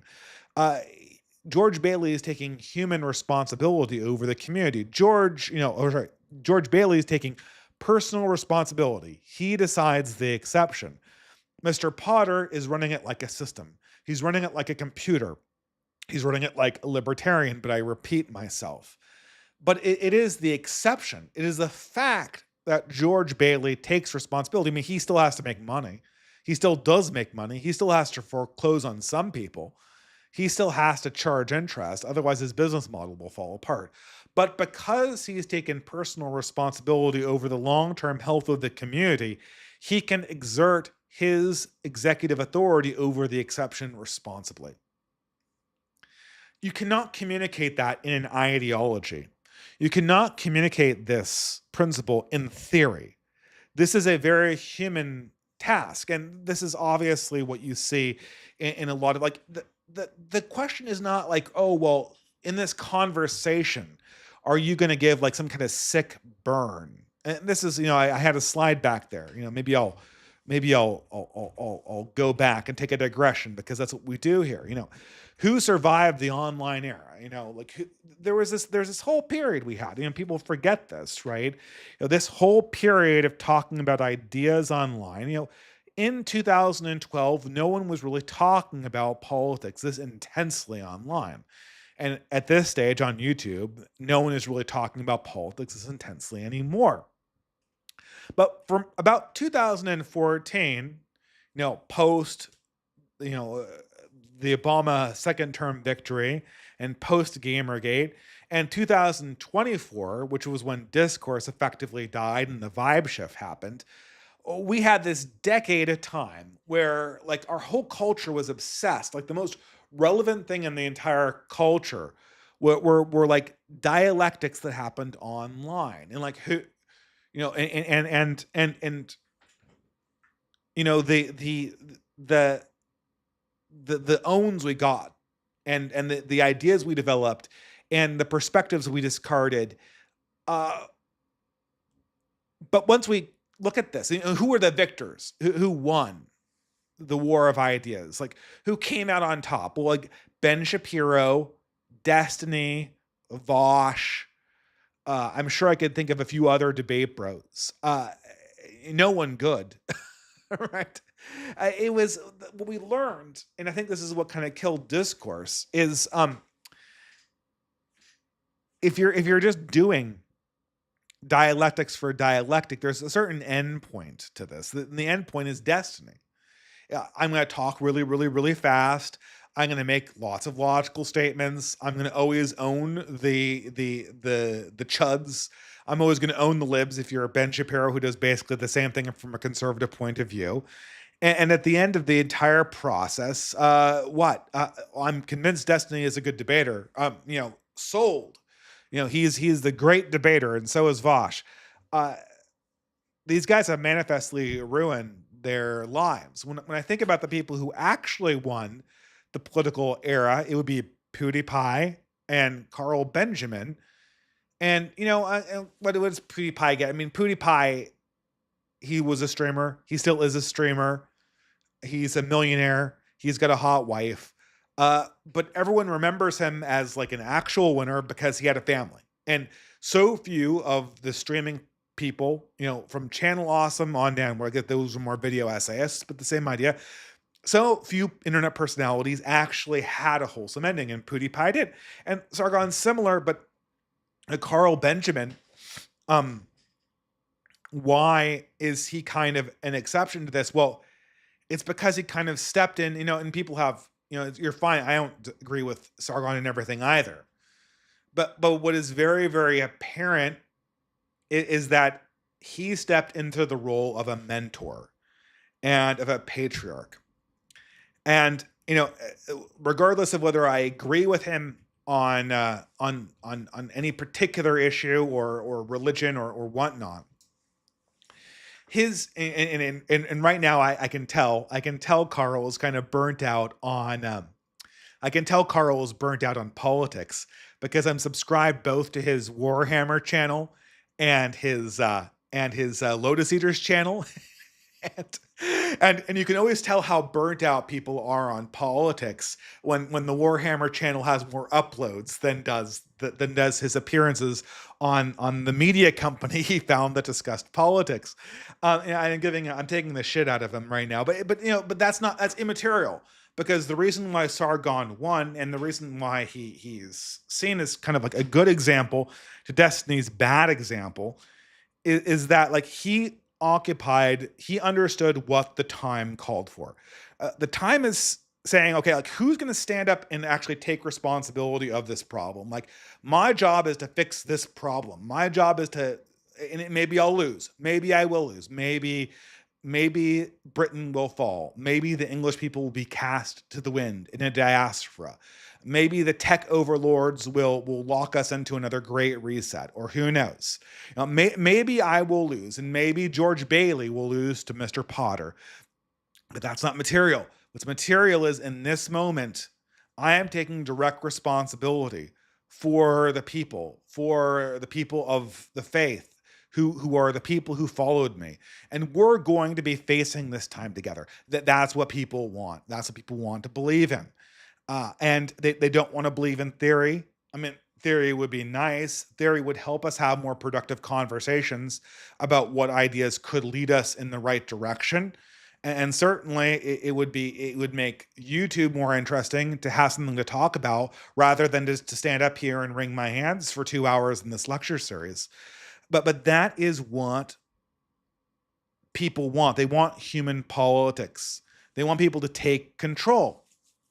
That's what real victory feels like. That's what real victory feels like. Real victory feels like we are now a people who are facing our problems together under leaders who are actual humans who are making decisions on our behalf. And we could argue that they're making the wrong decisions, but these are the decisions that our community is going to have to thrive on. And this is kind of where we are right now. I'm kind of winding it down. It was a shorter lecture this time, not the least. I mean, it's not 3 hours, right? I'll spend more time on super chats or entropy chats. So, if you see the link linked in the description, feel free to put some more questions there. But I'm going to be talking a little bit more loosely about, what are really ways that this moment could play out, good and bad. What we don't want to have happen. We don't want to have like a big political fight. We don't want to spend this entire time flexing and guffawing over all the progressives losing, and then get to our very predictable identity crisis in 6 months, and then and then have the neoconservatives like talk everyone into believing that the status quo is effectively America 2.0, and then have the progressives and soulless tech moguls mobilize against that and recreate the Great Reset and and climate lockdowns for us on the other end of that, or to do something even more horrific on the other end of that. Uh, the good future is to essentially be the first people off the line in reframing this conversation where it should be reframed, which is who is ultimately going to be responsible for the people and who is going to actually tell a story about something that we can believe in collectively. This is the problem with Joel Berry. This is the problem with Vocal Distance. This is the problem with Neil Shivani. It's not they're like, and everyone's like, oh, they're so dishonest. After I got off the conversation with Joel Berry, he made this series of tweets about me, and I was in church when they happened. So I was like, I kind of skimmed it. I not at church obviously because I don't look at my phone during mass, but like in my wife's in the choir, so I'm going there in the back room waiting for her to finish. I'm scrolling through these like Joel Berry tweets while she's doing the rundown with the rest of the people in the choir. And I see this kind of like bitchy, oh, Dave Green's a racist who believes in Ibrahim X Kendi and all this stuff. And everyone's DMing me. Like that's the new thing. Like I've opened DMs. So everyone's DMs me. DMs are for business interests, or business concerns only, because otherwise I'd get like hundreds of them a day. But did you see this Joel Berry? He's tweeting about you. He's such a snake. He's so terrible. I don't care. It's Twitter. And Joel Berry isn't a snake. He's coping. He's coping because no one believes in this shit anymore. And that's what's happening. I'm not angry at it. I'm not angry at the fact that he's doing this. He's doing this because um he needs to put me in a box because his worldview makes absolutely zero sense to people who deeply care about a narrative about where the future of humanity is going and where the future of America is going. And his idea is like, let's hope that the 90s come back again by like talking about buzzwords that are essentially a Swiss cheese for the left to hack. uh, I respect that that's his opinion. It's not going to fly anywhere. And the question ultimately, and the reason why like this opinion exists so that we don't have to have that kind of conversation about actual leadership and actual religion and actual collective peoplehood. He's trying to forestall that. I see this in my in-laws too all the time. Like they think about everything as like individuals. All of these people have come in to my current hometown from India in the last 10 years. And this whole town's been flooded with them, and from China and from India. All of them are thinking about how they can increase their family wealth maximally for the next 20, 30 years, collectively speaking, and their political power too. That's all what they're thinking. And all of the white people can only think about like their individual vanities, like their vacations, their whose fault it is. Oh, they love talking about whose fault it is. This is not relevant. This is not what the future is really asking us to generate.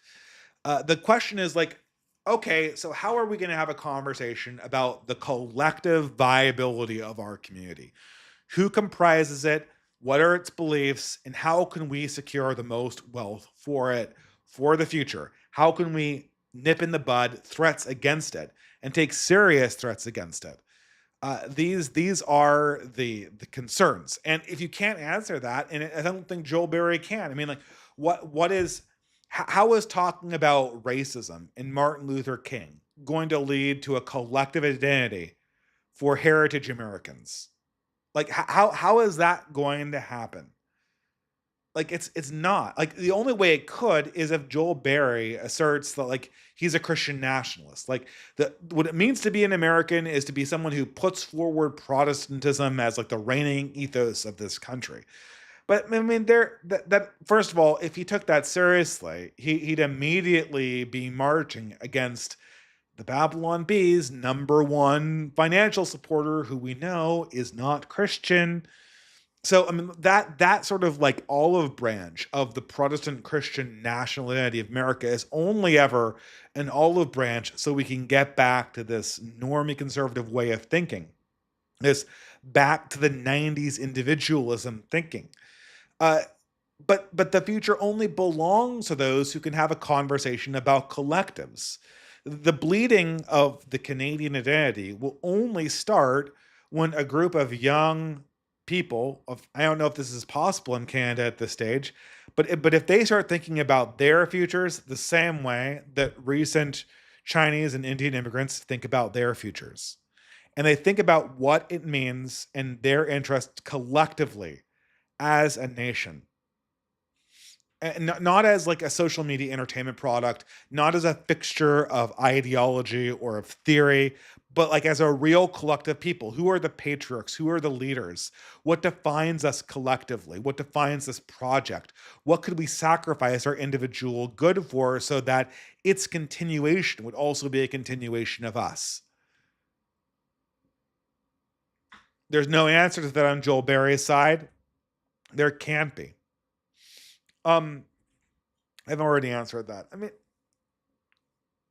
I'm gonna put forward some challenges, and this is something that is very much a challenge for us on the right wing here. Now, Joel Berry and Neil Shivani and Local Distance have one great attack against us.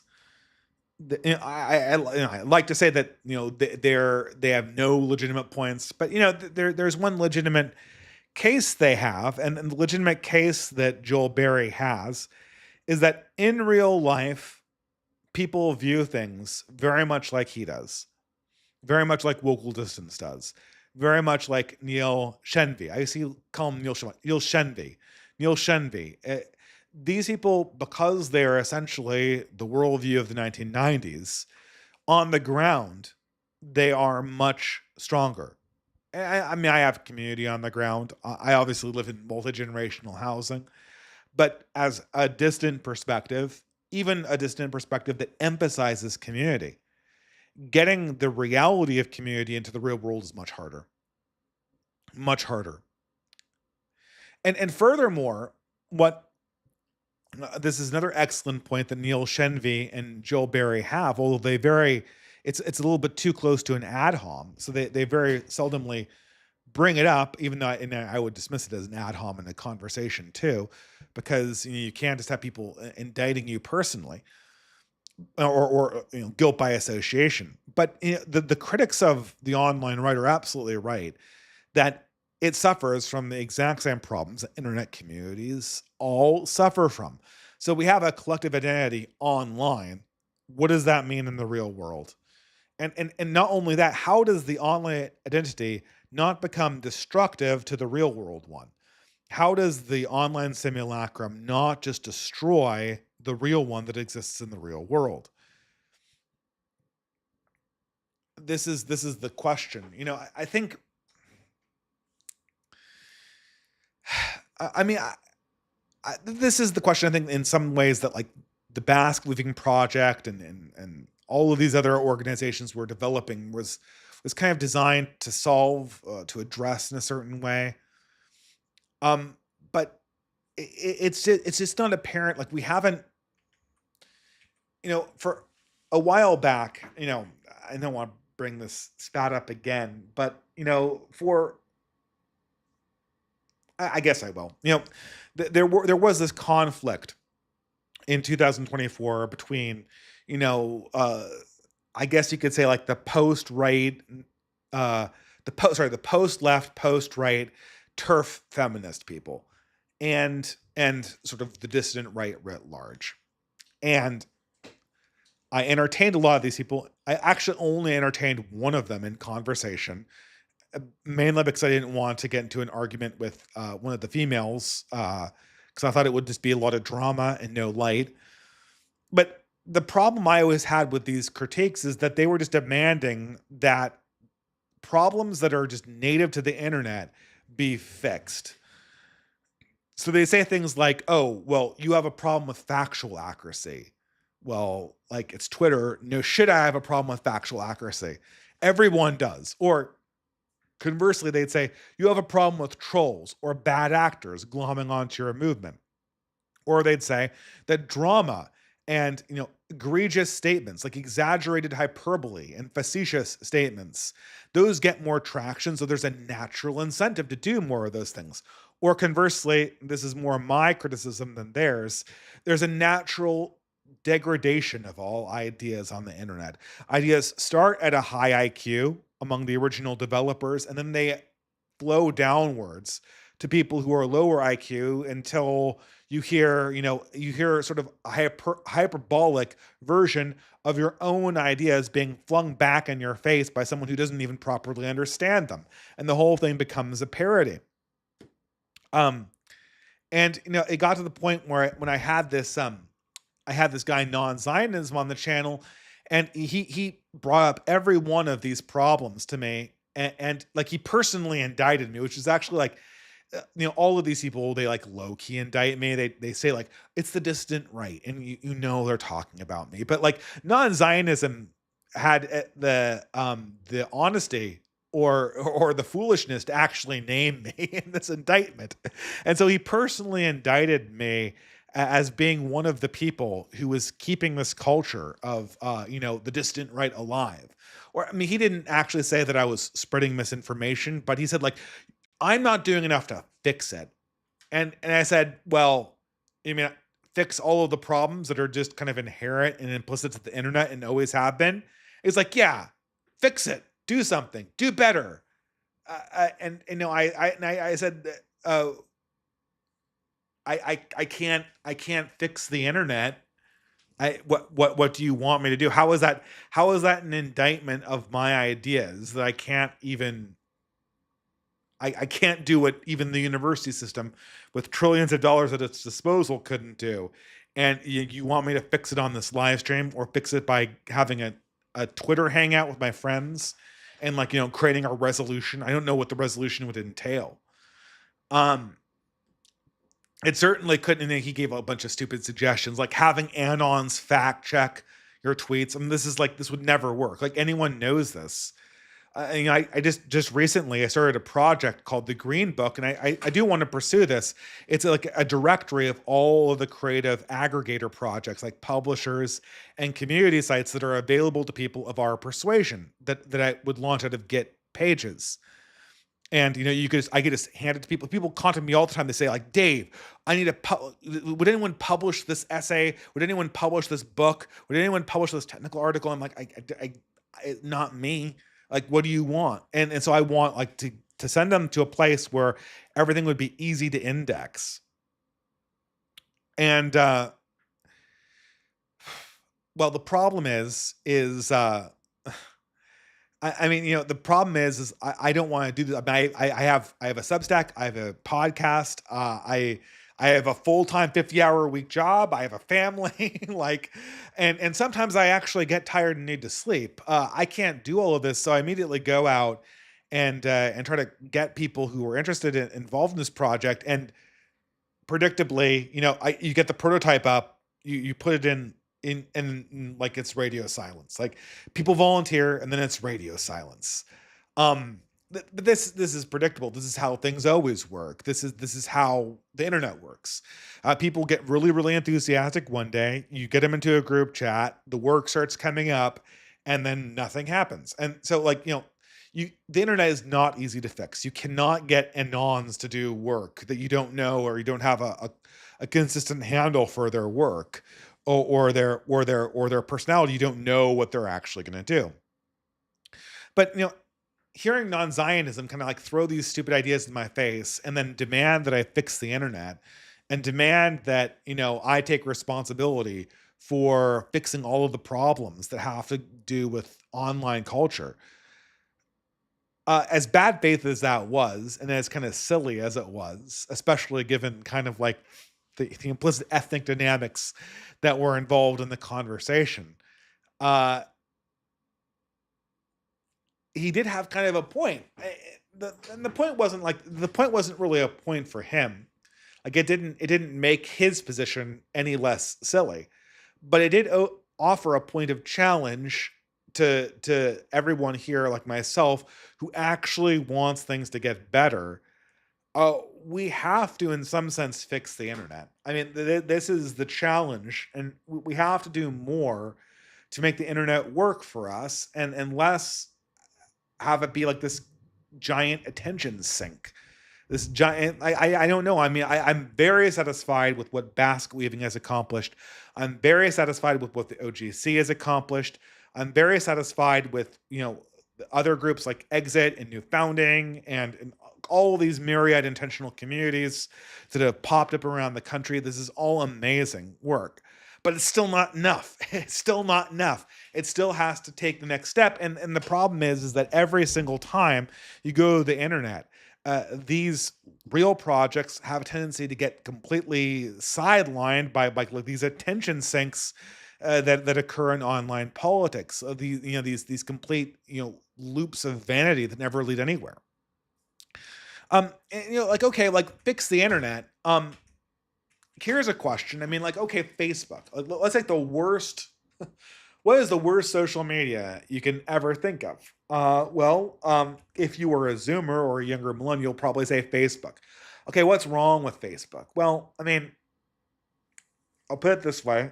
When I first moved here, I wanted to meet people.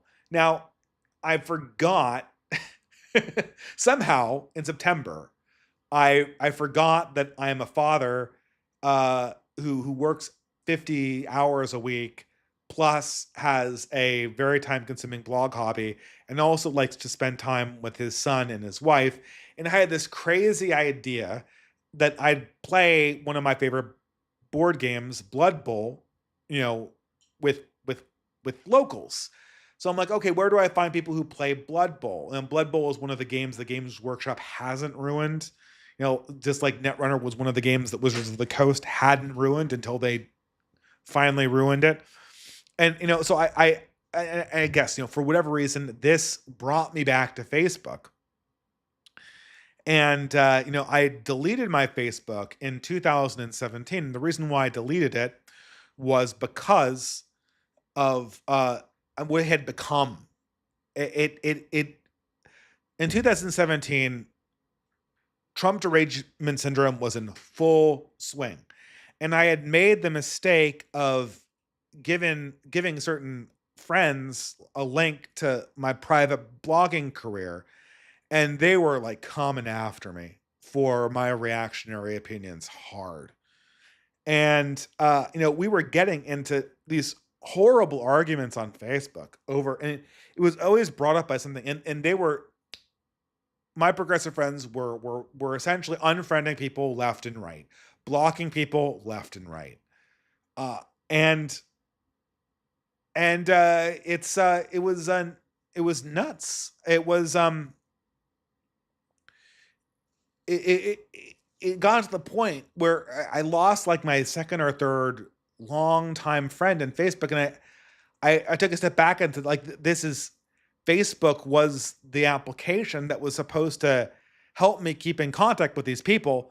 And now all of a sudden I'm losing more friends than I ever got.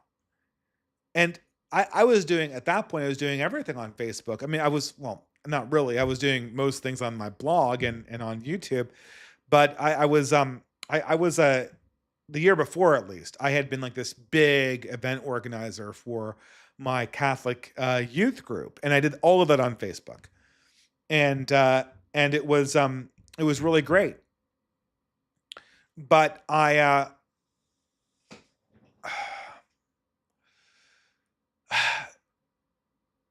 delete Facebook, and in the intervening 5 years, I guess, in the intervening 5 years, uh, Facebook purges all of its conservative users essentially in 2020.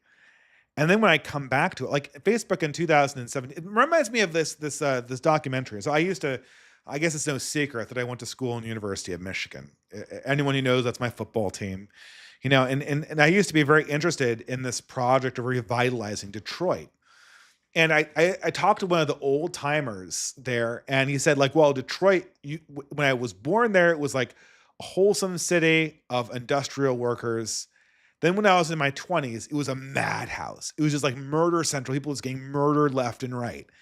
And now when I come back to it, like it's like it's a ghost town. It's a ghost town. Like at one point, this guy he plays an entire 18 hole like a free form 18 holes of golf through the Detroit downtown area, and nobody stops him. Like just playing golf, like in the middle of a major metropolitan, because no one lives there. The entire thing is burnt out. There are these magnificent churches that are ruins.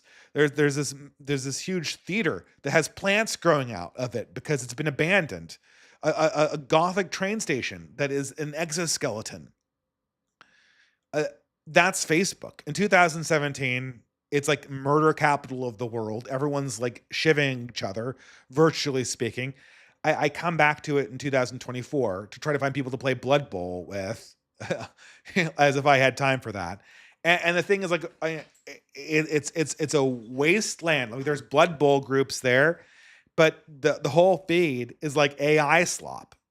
It's like, or it's clickbait, or it's like borderline porn. Nobody updates their profile anymore. Nobody uses it for connections. Um, but isn't that like the great tragedy? What replaced it? Well, Nextdoor, like neighbors.com, like meetup.com. Like went to those places, like those next door places. They're all ruled by hysterical progressive women that and they essentially, like, they did have the local community there, but it was all basically like hysterical progressive women that were just like needing everyone out and making sure that everyone was ideologically conformed. This is that's what it became like. And so there's no replacement. So Facebook, and people don't remember this. Like, Zoomers won't remember. Like, I think getting ahead of myself, asking like, what's the replacement for Facebook? And people will be asking like, what replacement for what? Replacement for hysterical progressives, unfriending people, replacements for unending personalized political disagreements, or boomer tier, posting from your grandparents or whatever. Who needs a replacement for that? But like, there was a time when this website came about where it was like the perfect website. Like, you could keep track of all of your friends, see where they were planning their parties, see who was going out to see a movie, organize game nights, organize church events, organize charity events. I think I already said organize book groups, but I organized several book groups out of Facebook. It was perfect. And it encouraged people to do more things outside. And it got devoured. It literally, Facebook is the first victim of the dead internet. Now Facebook is predominantly a platform that's used by bots to sell to other bots. And then the human users come in and, maybe there's like, they're using it to play some like nerdy game. But for the most part, they just log on, stare at the abject Lovecraftian horror of it, and then log right off again. Facebook used to be the human heart of the internet. Now it is the inhuman heart of the internet. What is the new human heart of the internet?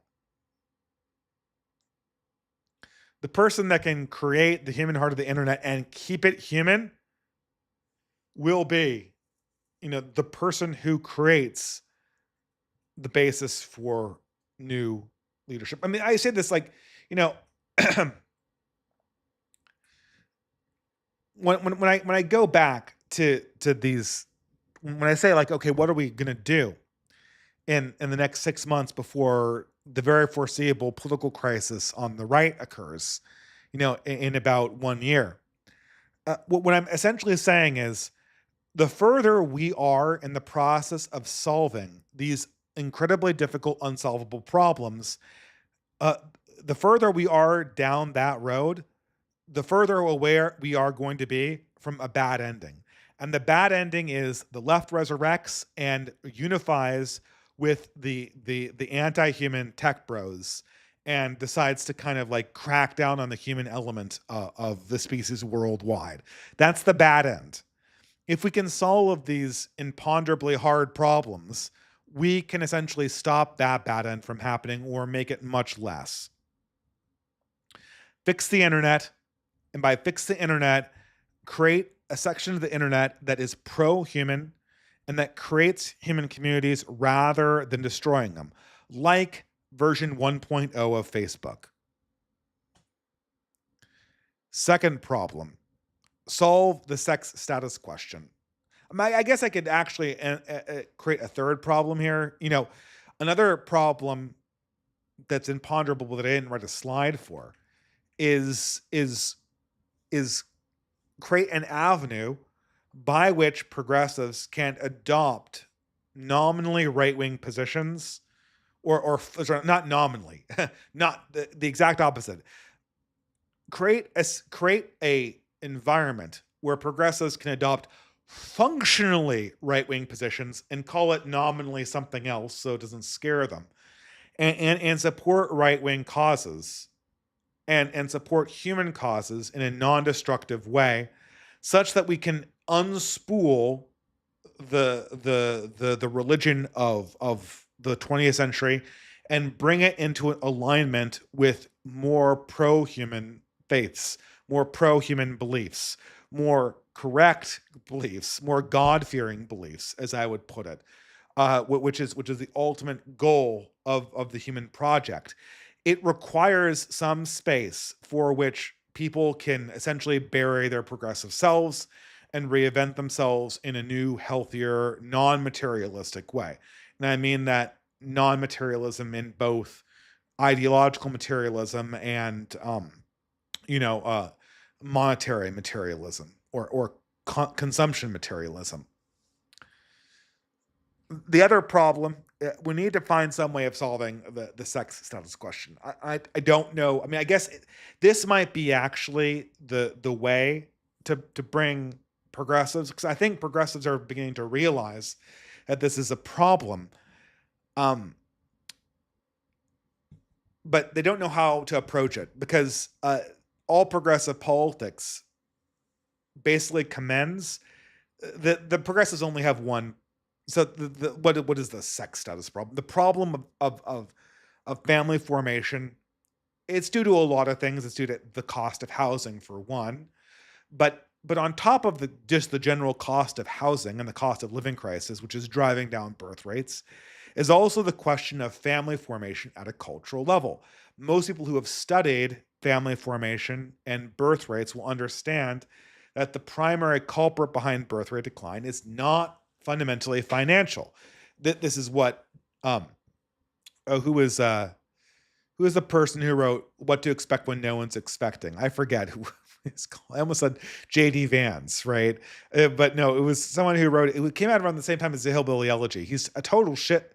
He's a total normicon right now. But he wrote everyone who studied demographics knows that it's not, well, it does track heavily with, correlates heavily with housing price, and housing price is part of it. A majority of it has to do with the status of forming families and the status of marrying men. And if JV Last, Last, Jonathan V. Last. Thank you, chat, for getting that. But everyone knows that and if you're looking for a great rundown on this, you can be sure to check out the blog. Who's recently on the channel, Johann Kurtz did a great breakdown of why it is the status question that is leading people to not pair up and to not have children, because men are lower status than women, or the relative status of men has declined relative to women, so women don't want to marry them. And on top of that, the status of mothers has declined relative to the status of working women, of girl bosses. So fewer women want to have children because women are mainly driven by the perception of status. This is a problem that slowly everyone is beginning to realize is a problem, including progressives. Progressives cannot take ownership over this problem. But the person who fixes this problem and is able to have mature conversations will uh, capture an enormous amount of deserved power. The right needs to come out with possible solutions to this issue. And those solutions cannot be complaining about women online. This is what has in many ways, I mean, it's not like, okay, these problems don't emerge with women's choices. They obviously have to do with women's choices. But the thing is that complaining about women's choices online does not actually make women's choices better. I'm probably preaching to the choir, but I probably could deliver this to Nick Fuentes. Like complaining about women's choices online does not actually make women's choices better. Incentives make women's choices better. Uh, Organization makes women's choices better. Perceived status and opportunity make women's choices better.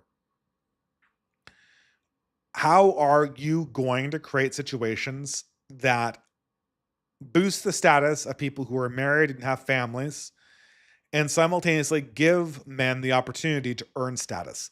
Now, Trump could do a lot to facilitate this. I think that we just have to let this arrow fly and have it land where it may.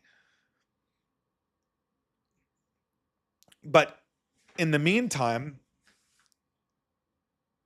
we have to think about original ways to solve this question as much as possible internally.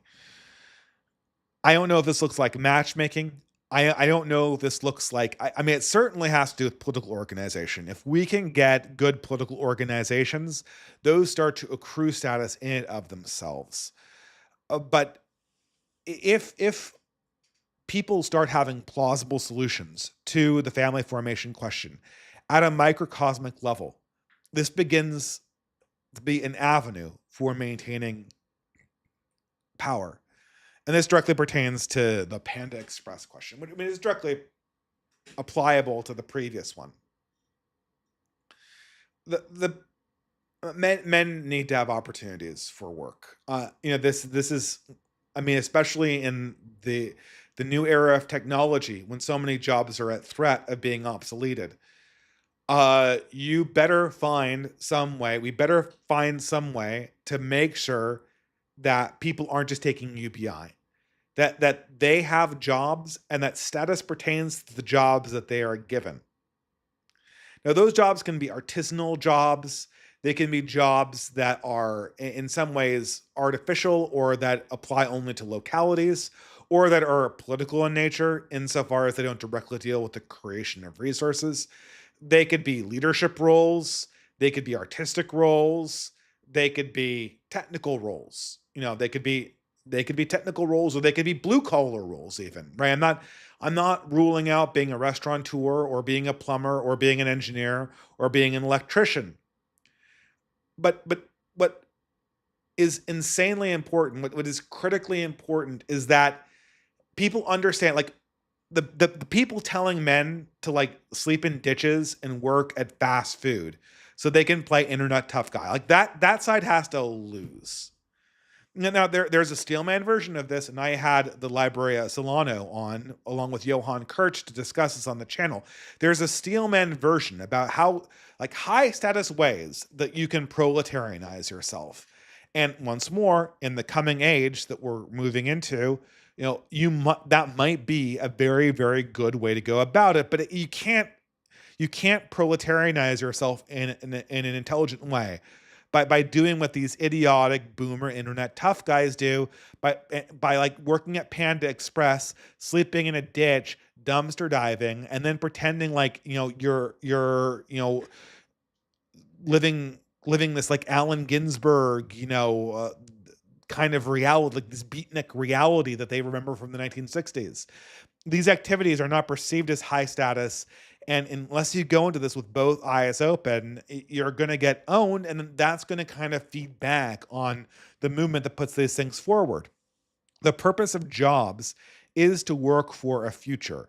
That's what gives people status, a collective future. If we are able to do organizing properly along with the conservatives, this could be an avenue. What are the jobs that young people can work? And I finally I'm going to kind of leave us on this note too. Um, we need to rediscover uh, art and folkways. Uh, so this has been a major problem of progressives is their ability to current thing things uh, to make events current thing. That's a phrase that Isaac Simpson uses a lot. That's current thinged, but they can't current things anymore, and they cannot their ability to create impressionable art or art that feels meaningful has been completely destroyed. It's completely gone. And now we're kind of wandering around in this space, like wondering what comes next. Like, is art just over? Is meaning just like is meaning just going to be eternal? I mean, it's not. Art's definitely not over. Like I've read poems from people that I found on Substack that have been deeply meaningful to me and short fiction. I haven't really come across any novels that have been profound, but I read novels from the past and they're deeply profound to me. I hear folk songs and they're deeply profound to me. And this is possible to create, uh, but the left can't do it. And also the right's having a hard time doing this too. The right's having, I mean, one of the most interesting things in the last few months of 2024 was the Critical Drinker's failed movie project. Now, the Critical Drinker was, he's this long time critic of woke movies, of woke Hollywood. Yeah, it's this little shtick where he pretends to be a drunk guy, and it's the same joke over and over again. It's the same kind of razor fist insult lines. While he puts people down for creating media that's too woke, and then he has a chance to make his own movie, and it's terrible. It's like a rehash of James Bond. It's totally uninspired. Um, I think that there is a opportunity for us to do our own media better, like alt media better. But the bigger problem here is that I don't think like alt media is the right frame. It's the issue is not like, oh, well, Star Wars sucks, so we need to create our own Star Wars that is based. So we'll have based Star Wars, or Warhammer 40K sucks, so we need to create like based Warhammer 40K. We'll call it Trench Crusade or whatever, right? Like that's obviously not the problem, and most projects fail along those lines. The Aegir's Nosferatu, it wasn't woke. I mean, maybe I'm forgetting something. It wasn't particularly woke, but it was also completely uninspired. It had nothing to say. Uh, before we develop art, before we develop the actual media, we need to discover the folk ways, which is we need to discover what the collective yearning is of our people. Like, what do we hope for? What do we plausibly want to see in the future? What do we sincerely want to have, and what do we sincerely fear? And then it needs to weave that into an aesthetic.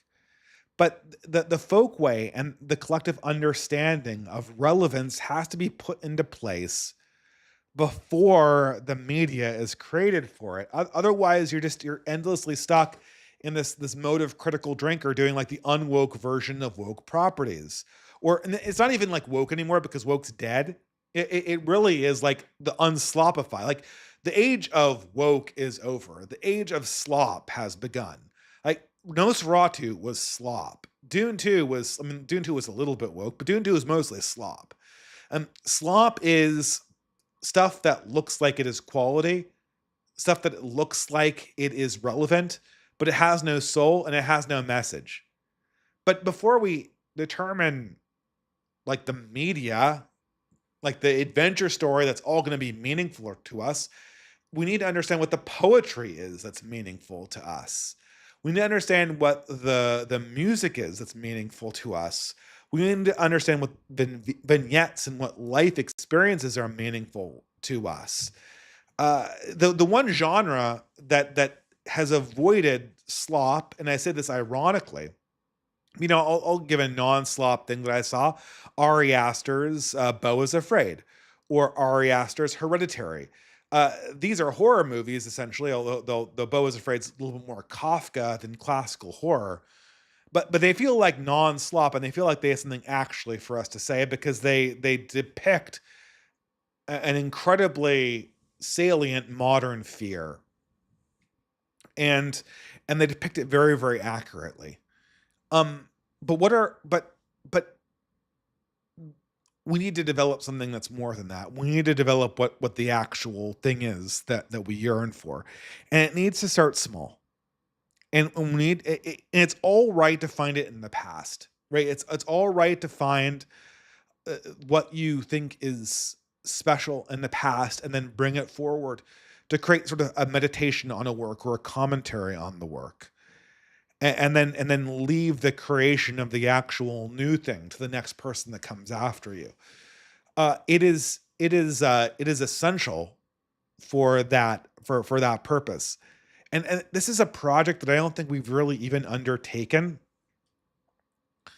And it would be so productive to try to kind of reach out and do. Um, I feel like a dead horse. I feel like I'm beating a dead horse, but I'll say this again. We did great in the community building projects this last year.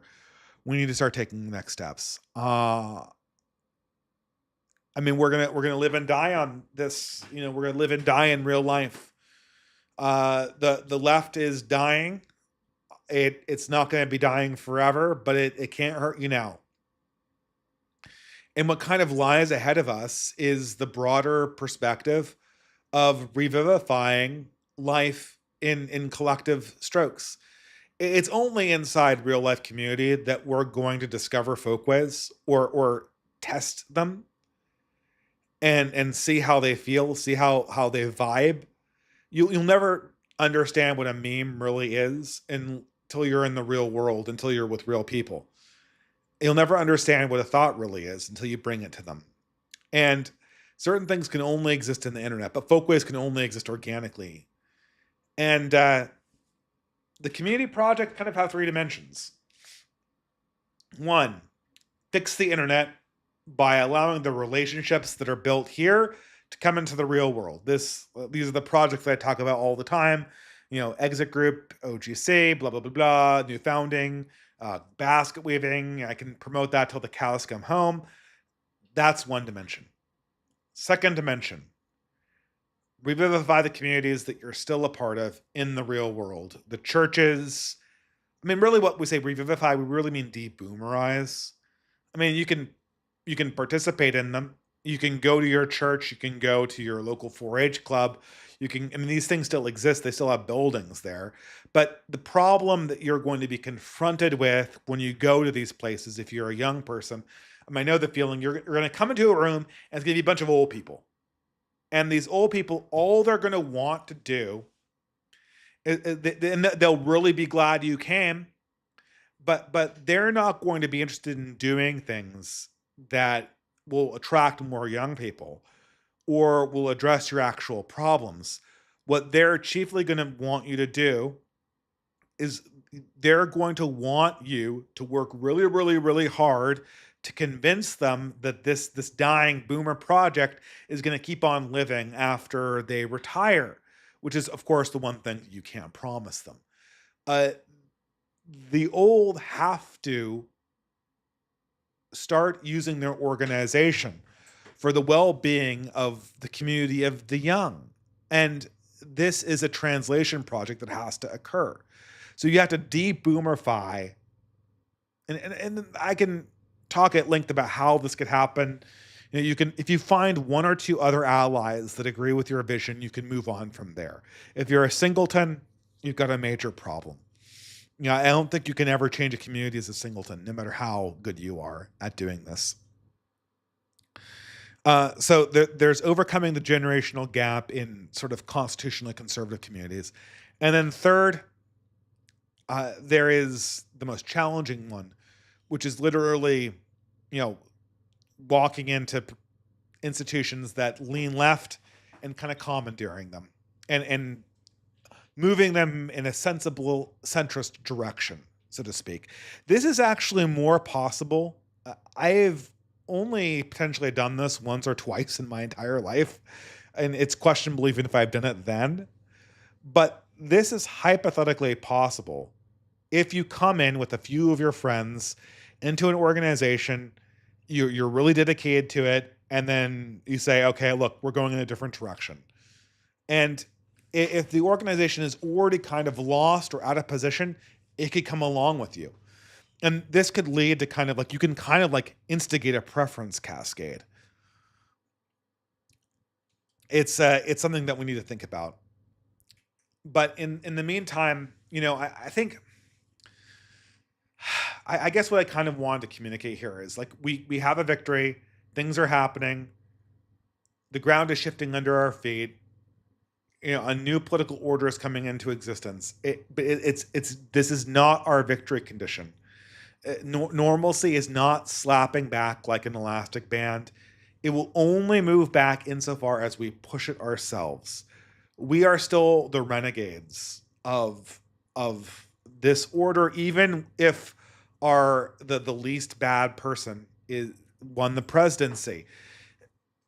We have to figure out how we're going to take the last little pieces of society that are left over from the collapse and form them into something that actually makes sense. Because like I said, in about a year or two, these boomer organizations that don't make sense now are going to make a lot less sense in 2 years. And this Joel Berry 1990s crap, this individualist perspective, this idea that America is imminently going to become Christian, like popularly Christian, is like this is a figment of the imagination. We still live in Aaron Renn's negative world, and if we don't act accordingly, we're going to be in the exact same place that we were in 2021, except that there'll be even more degeneration, and we have to act on this. We have to push the envelope forward. We have to carry the torch forward, and this comes again with solving these critical issues. Breaking down the generational divide, breaking down the divide between online and real world, making a social media or finding a social media that works like Facebook did in 2009 for purposes of getting people mobilized and working together on the ground. Pushing progressives out. Maybe Nextdoor is ready to fall. There are a bunch of hysterical women ready to shut me out in 2022. I bet they're laughing now. I bet I could come in with like 3 other guys and run the tables of a few book groups there. Like it's possible. And if you stage a coup like that's like, even if you lose half of the people, that's like a victory against ideological opponents. Like let them deal with the scorched earth, right? Let them deal with the scorched earth. If they want to be part of the community, they'll come to the table and have a conversation in a time and place of our choosing. They're not going to cancel you in this environment. They can't cancel you in this environment. The cancellation thing is over at least until that next hurdle I said was going to happen in the future. This is the time. They can't touch you. Unless you do something really stupid, right? I wouldn't recommend throwing a Roman or anything like that, right? Or even why you would want to. But this is the time. This is the time to scoop up the remnants of the old world and form it into something that can actually operate like a cohesive group, and to see how far we can push the envelope. With that, I will end the podcast, and we can go on to super chats. I know it's a very rambly one this night, but thanks so much for tuning in, and let's go on to the super chat portion of the podcast, which is not encapsulated in the main thing. So thank you very much. This will not be on the recording, but it will be on the VOD playback. At some point, I do want to multi-stream to Twitter, so I can do Twitter Spaces in addition to YouTube. But I don't know if I have the bandwidth for that. Moose Regiment for $25 USA. Hi, Dave. Unfortunately, I'm in the process of getting divorced. Oh my God, that's terrible. I really enjoyed reading your recent essay on Substack, Letter to a Lonely Hearted Zoomer. Is there anything you would change or add to the advice in the essay for someone closer to your age? Like you're like I guess like I guess you're getting divorced, so I mean, I don't know if you're getting divorced. Uh, I mean, this is hard for a Catholic since I don't really believe in divorce. But let's assume that I'll pretend this is an annulment to make the advice useful to you. Let's say you are getting an annulment or the Protestant divorce thing. Um, I mean, the whole point of that essay, "Letter to a Lonely Hearted Zoomer," was chiefly focused on this idea that you really have to you really have to you really have to understand who you are identity wise before you find a mate. This is the advice I'm trying to recall the specific advice I get. Obviously, no simping, right? Like no simping. Focus your efforts on one woman, one place. Know who you are. Have male friends. Have a sport and have a story. That was broadly the advice in like six strokes or so. And like the same thing is true for if you have an annulment and you're looking for another wife, like who are you? And if you're going through a divorce, you're gonna need a little bit of time to figure out who you are. I mean, especially if you're a man, there's no hurt. I mean, there's not a particular hurry, and you are at an increased risk of another divorce, having had one divorce already. So I would be very, very careful. Try to figure out exactly who you are and what went wrong, and then redevelop a story for yourself that incorporates that. I would stay away from young Zoomer women. I think that for older men like me, not that I am in the market for women, but if I was single and my age, I think that is a total trap. I mean, I don't know, like if you really encounter a girl who has her head on her shoulders really, really well, and you know who you are, and you've got a plan, and it's all laid out for her, and you know her temperament really well, maybe you can go for it. But especially if you're coming off of a divorce, you need a very stable woman, and I would target very, very stable women. And for my money, stable women and Zoomer women are very, very the the Venn diagram on those two categories is the overlap is very, very small. So I would stay away from younger women. Um, I don't know. I that's a good question. Unfortunately my advice for coming off a marriage is very cagey, but I would tell you try to figure out who you are, what your story is, and what your plan for the future is. Those are the three essential things, and those were more or less the same advice I gave to Zoomers as well. Dona Murphy for $5 USA.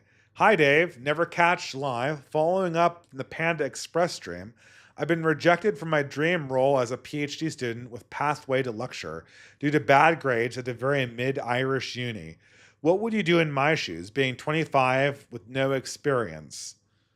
Um, well, I don't exactly know what the idea is in Ireland. Uh, but look, I mean, you want to be a lecturer. Um, Look, I mean, the university system is dying, right? Like, let's get this straight to begin with. Like, the university system as we have known it is dying.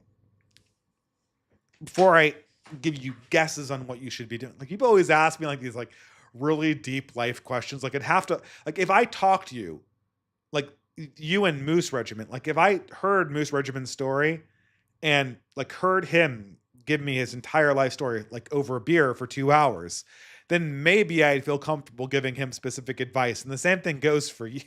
This question too.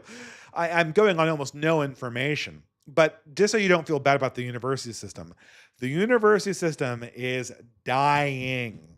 It is dying. There are the number of new seats for up and coming talent that are going into the university is going to zero.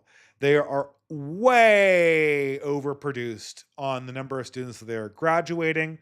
There's no more demand for this stuff, and the kind of stuff that they are teaching and the modes that they are teaching in are just completely out of sync with the times. If I were you, what I would do is, and I'm guessing here, I'm guessing what your thing is that you are looking to be some kind of intellectual or academic. And what I would do is and you said you had poor grades, right? So fuck that, right? I don't care about grades. That's stupid. I got good grades in college for all the good that it did. All it did was mean that I didn't date. Well, which I guess was a good thing because all the women in college were insane. So I'm probably good that I didn't date very much when I was an undergrad. But it's you know, if you want to have a scholarly existence, what I would do is I would develop an online tutoring and lecturing business. I would start trying to become an author online. I would try to publish my ideas in alternative journals and make friends with these new up and coming communities. Uh, you know, all- Look, I mean, what do you have after a PhD? Like, what do you get? Like, fuck the grades, like fuck the little cap. I didn't even walk for graduation when I got my PhD. What do you have? What you have is a list of publications. So if you start your own business or you get a reasonably good like side job that can pay the bills and provide a future, if you just write articles and get them published, you'll have the exact same thing as a PhD student does. All a PhD is a list of confirmed publications. That's all the PhD is designed to make you do. So if you can write articles and get them published in publications that people think have a good reputation, then you will have done the exact same thing as getting a PhD would. Um, and as for being a lecturer, you can be a tutor online or locally and probably make more money. So that's my $5 worth of advice, even though I don't know your particular situation all that well. Asteroidal Assassin for $3 USA. Here's a conversation topic. Why not try to talk about ways to eliminate prison rape? If we have to work incrementally, why not rid the worst sodomites first? Hmm. Hmm. Yeah, Asteroidal Assassin. I would say that I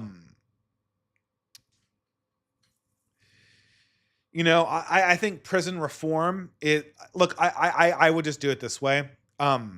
If you were again like we're thinking like Democrats, we are thinking like liberals here. Like liberals think this way. They think like there is problem called prison rape, and now I have to craft a law that is a document that addresses that problem discreetly, and then the problem will be solved.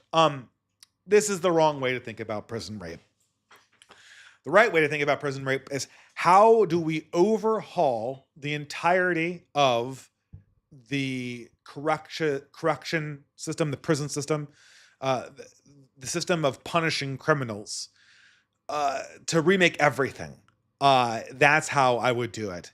And what I would do is I would come down with harder punishments, administrative punishments, and then direct to manual labor work, the way that people like Bukele has it.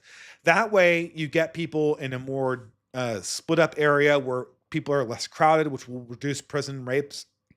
You can really, really punish the prisoners that engage in violence inside the prison, and it will also create a pipeline to actual jobs or make work jobs in the real world, which would give us like more a usable proletarian class off of the prison population, which would be healthier for all people involved, hands down. That's how I would address it. Land Lamb for $15. Hi, Dave. I watched your recent debate with Joel, and you mentioned needing a class of energized Christian men.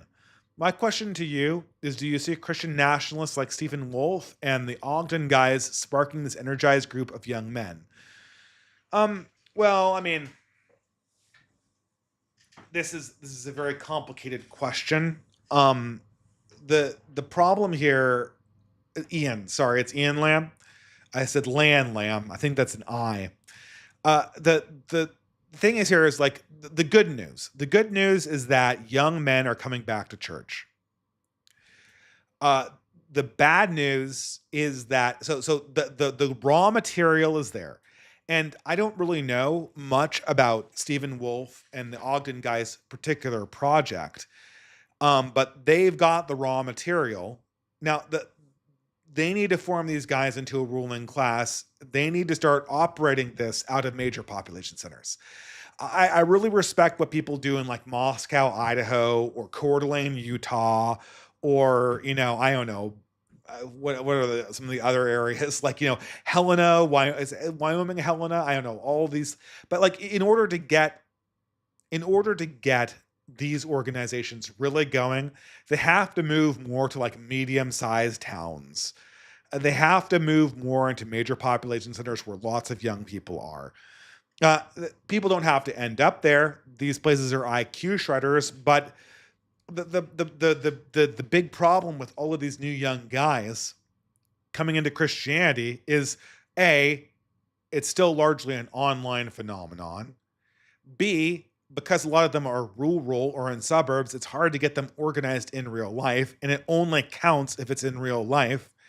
And C, they eventually need to marry women or to come up with permanent communities that they can attach themselves to as consecrated singles or celibates. Uh, this and where are the women? Believe it or not, the boomers have lied to you.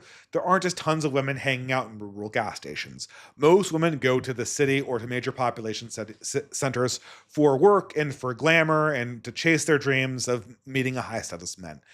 Um, if Stephen Wolf and the Ogden guys are serious about making this a national thing, they need to get these organizations of young men organized and operating inside of medium to large size cities.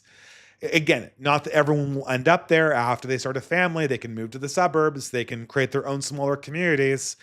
But if you are not operating in a place that has a large concentration of guys, your ability to execute power is very, very limited. And the online, so I get the online, it's a nice way to crack power. But until we fix the problem of the internet, that was one of my bullet points, it's going to get dissipated into all this online drama stuff. And it's not going to be nearly as effective as we need it to be. Nerve AMV Maker.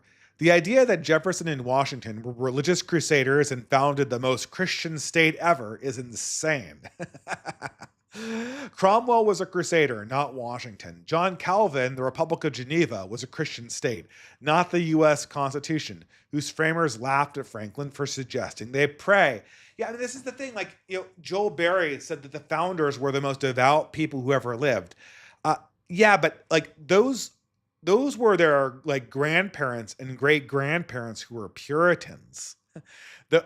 He seems to forget that there was like that there was almost 200 years between like 1590 and 1790. The Puritans and the people who came in the 17th century were insanely devout Christians. But by the time you get to the late 19th century, you have entered into a secular age. These people are Enlightenment men. There are certainly a number of them who are devout Christians, but they are absolutely not these. They're not John Calvin. It just like that whole thing threw me off in the debate. Like it's just all these things like America was the least racist country. We were the first country to legalize slavery. I didn't stop him because it's so ridiculous. I should have said, like, obviously Britain legalized slavery before America. Famously, they beat us by like 60 years. 60 years they beat us. That's the better half of a century, and we got our independence from them. What are you talking about? I don't know. I don't even think he cared whether what he was saying was true. It was just like, what factoid can I drop so I can keep like the boomer mythology going harder? It was just bizarre. Novum for $15 says, planning on flying in with my mother and brother to Portland in May in order to road trip down to see the redwood forests in Northern California. Hey, it's my old stomping ground. I've always wanted to show her the natural beauty of that region. If we both love nature, but I fear exposing her to the Portland wackos. Any advice? Um, I don't know. I mean, like Portland's a perfectly nice town. It's so the thing is that when I lived in Portland, Portland was 100% like it didn't have the massive drug problems that we had. So you could just like there was like one or two neighborhoods that had like a lot of homeless people, and if you just didn't go there, it was fine. Now that's expanded, but I bet you could find, I bet if you got a hotel in like Beaverton, I'm sure Beaverton's still great. That's where I used to live. I really doubt that has many. I mean, that was like a very suburban area. Okay, so if you really wanted to avoid the druggies, you could just go there. It's just a short jaunt over from the airport too. It's very easy. So I think that that's Beaverton would be a great place uh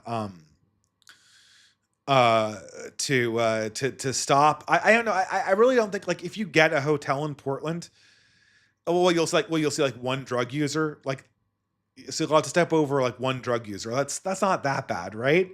And Portland still has a lot of really nice downtown areas, I guess. It's not like it was, in 2021. The whole I-5 was just a nightmare. It felt like a nightmare had happened. Like it felt like we were literally in the post-apocalyptic back then, but the post-apocalyptic reality because it was just all of the good people were indoors and all of the outdoors were covered with meth heads everywhere, and everywhere was filthy. But it's gotten a little bit better. Uh, so I don't know. One thing I do recommend though, spend as much time on Highway 1 as you possibly can. I love driving down Highway 1. It's just amazing. All the way from Portland down to Crescent City, down to Eureka, down all the way to Murr Woods and it's just amazing. It's one of my favorite areas of the entire world. You can't hit a part of it that isn't completely scenic. And maybe you'll have to step over some potheads in Crescent City, but or Eureka or whatever. But such is the way of life. Such is the way of life. But good luck, Novum. Fritz Imperial, hey, how's it going, man? Hi, Dave. I'm starting to empathize with you and Yarvin being class traitors to West Coast liberals. I'm a WASP descendant of the founders, and I became Catholic and rejected classical liberalism. Well, there you go. I mean, everyone's kind of a class traitor right now because we're in the middle of a hugely chaotic age. I heard, Fritz, that you had a Twitch channel. I don't know if you do politics there anymore, but it would certainly be interesting to hear from you on that front. But good luck with the good luck with your endeavors. And I think all of this stuff between Protestants and Catholics will kind of shake out once we get into the real world. This these sort of Reformation battles. I mean, the theology is important. The question of the real presence and the Eucharist is important. Like nothing is more important than that. But most of like the anti-Catholicism you hear coming from modern Protestant conservative luminaries, it's just like internet tough guyism. Like these are not relevant, active political issues in the real world. The active political issue in the real world is the fact that Protestantism has been invaded by heretics and the Catholic Church is currently ruled by incredibly corrupt leaders. And until we take care of those problems, like flexing on the other side is like just idiotic. It couldn't be more futile. Asteroidal Assassin for $3 USA. Liberals in Iran hate Palestine and like Israel. Leftism is the ideology of betrayal. Nothing they believe in is based off of any sort of nobility. Yeah, I know. You can just see that they probably eat pork too, right? Like I don't care. I'm just trying to like say fuck you, mom and dad. Like it's literally the philosophy of giving your mom and dad the middle finger. I mean, it's just the philosophy of always being an adolescent. Not that I don't kind of sympathize with being anti-Israel in Iran, when you have like some of the leaders saying that they would die, like they would literally kill all Persians so that they could like kill Israel. Like that's insane. Like that's like the conservative, that's like the Iranian out that the Ayatollah conservative version, like the Iranian conservative version. Like we're, as opposed to dying for Israel, we're going to die to kill Israel. I guess the only thing more cuck than dying for Israel is dying to kill Israel. I mean, you're Persian. You're one of the most storied peoples who have ever lived. Your bloodline is one of the most, classically enriched peoples who have ever, Homo sapiens, who have ever been on Earth. Certainly more so than the people who've lived in Palestine at any point in time. And you're going to throw that heritage and bloodline away just so you can, like, fight the good fight for a bunch of Arabs like hundreds of miles away. It's insane, right? So I understand how you want to flip the bird to that, but, like, I don't know. Joining the progressive death cult is just not the way to do that. Ben White for $3 USA. What is fascism really? It seems to be a magical word now that I think about it. So many Facebook friends are schizo. I don't know how to schizo posting, schizophrenic posting, and fantasizing about punching fascists and ICE agents. Do you still have face Ben White? I certainly sympathize with you. If this tweet were given to me in 2017, I don't see that on Facebook in 2025. That feels like a relic. Who's talking about punching fascists on? Nobody's talking about punching fascists on my Facebook because no one real is on Facebook. Is this like an LLM that's repeating this? Are they? Has it been trained on a 2017 data set and now it's talking about how it's going to abolish ICE and defund the police and punch your local fascist? Like, what? I mean, sure. Yeah, fascism is 100% a magic word. No one cares about it. I mean, it does, like, you can read, the fascist authors in the 20s and 30s. Like, this is a total LARP. Nobody is actually talking about an ideology or talking about Saturday morning cartoons or talking about Captain America. It's like saying, like, someone who's talking about Captain Planet actually has, like, an environmental policy. No, they don't. This is a LARP. It's a magic word. Come on. Fritz Imperial for $3 USA. I hope you don't mind me plugging myself, but I started streaming regularly on Twitch every Thursday. Well, look, Fritz, thanks for the $3, but I've already plugged this. You haven't told me what you're streaming. I assume video games. I guess I technically do. My wife and I, every now and again, we play Magic the Gathering like once a month when we feel in the mood, but we're so out of it at this stage. And it's just weird. I like playing physical games more than I like playing video games. But it would be fun to do. I mean, Twitch streaming is another thing that I just never looked. I'm aware of Twitch from 2020, and then I completely forgot about it in the intervening 5 years. It's kind of a cool concept, but I just it's something that I don't really have a good vocabulary of understanding and appreciating. But please check out Fritz Imperial on Twitch. Nerve AMV Maker for $10 USA. Joel showed a problem that Con Inc. had with U.S. heritage. Joel showed a problem Con Inc. had with U.S. heritage. If the U.S. is originally radical, then how can you be a patriotic conservative? Conservatism is the antithesis to radicalism. He attacked you for being a radical who wants to upend the government, but Jefferson advocated for a revolution every generation to do just that. Well, I mean, yeah, it's a host of contradictions. Like, we're going to be conservative anti-racists in the name of the founding fathers who were radical racists. What the hell? It's such an anachronism. It's so detached from the actual thing in question. And it's fastened on all of these obviously 20th century ideas that have nothing to do with the original idea of classical liberalism. Otherwise, they'd be lobbying for the repeal of the Civil Rights Act, right? Otherwise, they would. Fritz Imperial for $3 USA. In my tweet thread, Joel responded by saying America had more Christian founding because American Christians at the time were more extremely devout, completely historically ignorant. Yeah, it's just, uh, it's just, I don't know. Everyone's replying with like Joel Berry's factual examples. Like they're obviously bullshit, guys, right?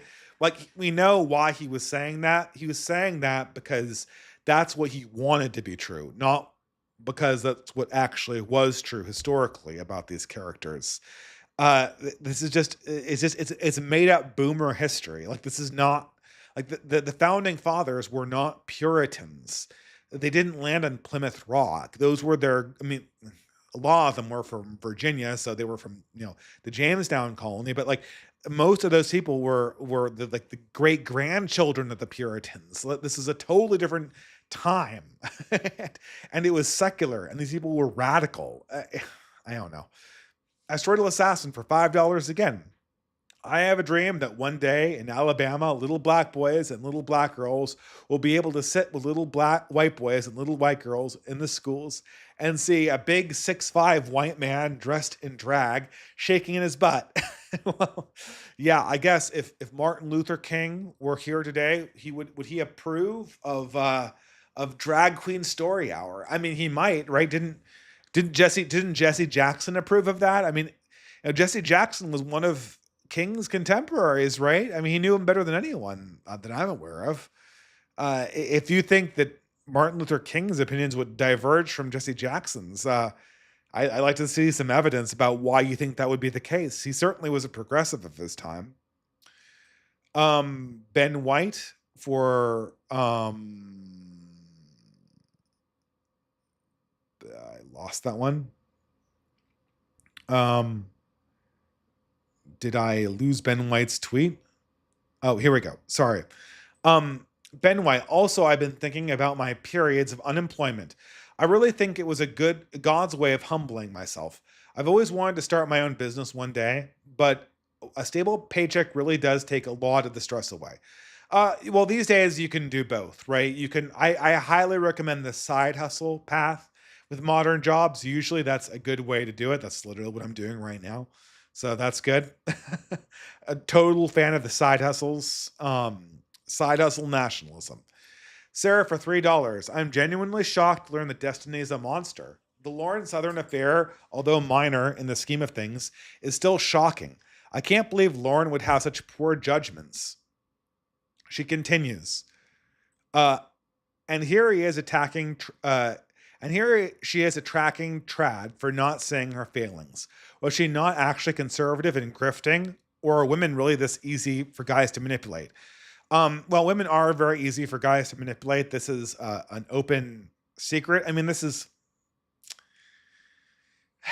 kind of like this is kind of like the trick with a lot of men like myself. Like we have the first 5 years of dating, it's like we can't figure out how women operate at all. And then you get like the cheat codes, and all of a sudden you can manipulate them emotionally really, really well. And you're blessed if you never ever use that power. But women are really easy to psyop. Really easy to psyop. And if you're a manipulator like Destiny, he very well might have psyoped her. Now, if this affair with Lauren Southern is real, and I guess people are telling me that it is, or it has a high probability, then really the question comes down to everyone who fell for Lauren Southern's shtick when she was talking about how like marriage didn't work for me, or this is part of like why trad marriage ruins women. Well, gee, Lauren, like I know one way of ruining marriage, and that's like cheating. It's like I don't know. I have always thought that Lauren Southern was a bad actor. I didn't know whether she was just kind of stupid and didn't think about anything and always landed in the worst situations, or whether she literally concocted that for herself. And all of the things we see in her frequent confessions are just the way to cover her ass for that bad behavior. But I really don't care, right? Like I don't care if Lauren Southern is intentionally being bad, or if I mean I guess God cares, but but it's not my job to figure out whether Lauren Southern is is just manipulated or a manipulator. All I know is that she is consistently involved in in bad actions. She consistently takes everyone who's around her down with her. And for that reason, if no other, people should be very, very cautious about doing anything with her because I think there's really, really no upside. Nerve AMV Maker for $10 USA. I really liked your reflection on Disney, the man. If you listen to the Gabler biography, he does go over how Disneyland was going to be a template for a self sufficient town to strengthen communities. If one reads about Disney and watches those first five films, you can appreciate just how visionary he was. Oh, yes. And like Fantasia really captures that, doesn't it? Like Fantasia was going to be the way that American kids learned to love classical music through Disney animations. It's an amazing product, and the idea that this vision was kind of abandoned was it's tragic. I think. I mean, but that's the thing. I mean, like Disney, he really should have been more of a king and less of an entertainer, but California always puts its best talent towards those who are the merchants of illusion and falsehood, and it always feels like it's lesser talents, at least after the death of Juniper Serra, who was a genius. It always feels like it neglects its spiritual basis. But thank you, Nerve AMV Maker, and my voice is giving way, so I'm going to hurry through these. Sam153. Evening, Dave. Not collecting hearts and the Queen of Spades is what good player does. An excellent player will collect every heart and Queen of Spades to get to shoot the moon, and every player gets 26 points. Well, he gets none. Yes, I forgot. Of course, shooting the moon. That's when you get all of the tricks, and then you get you win. Yeah, but you see, the thing is, that's why the trick has two players who collecting all the hearts. So there's no way anyone ever shoots the moon. But yeah, thank you very much for the very generous super chat, Sam153. It's been such a long time since I've played hearts. And I don't think shooting the moon works that way in political discourse. I mean, maybe it does, I guess.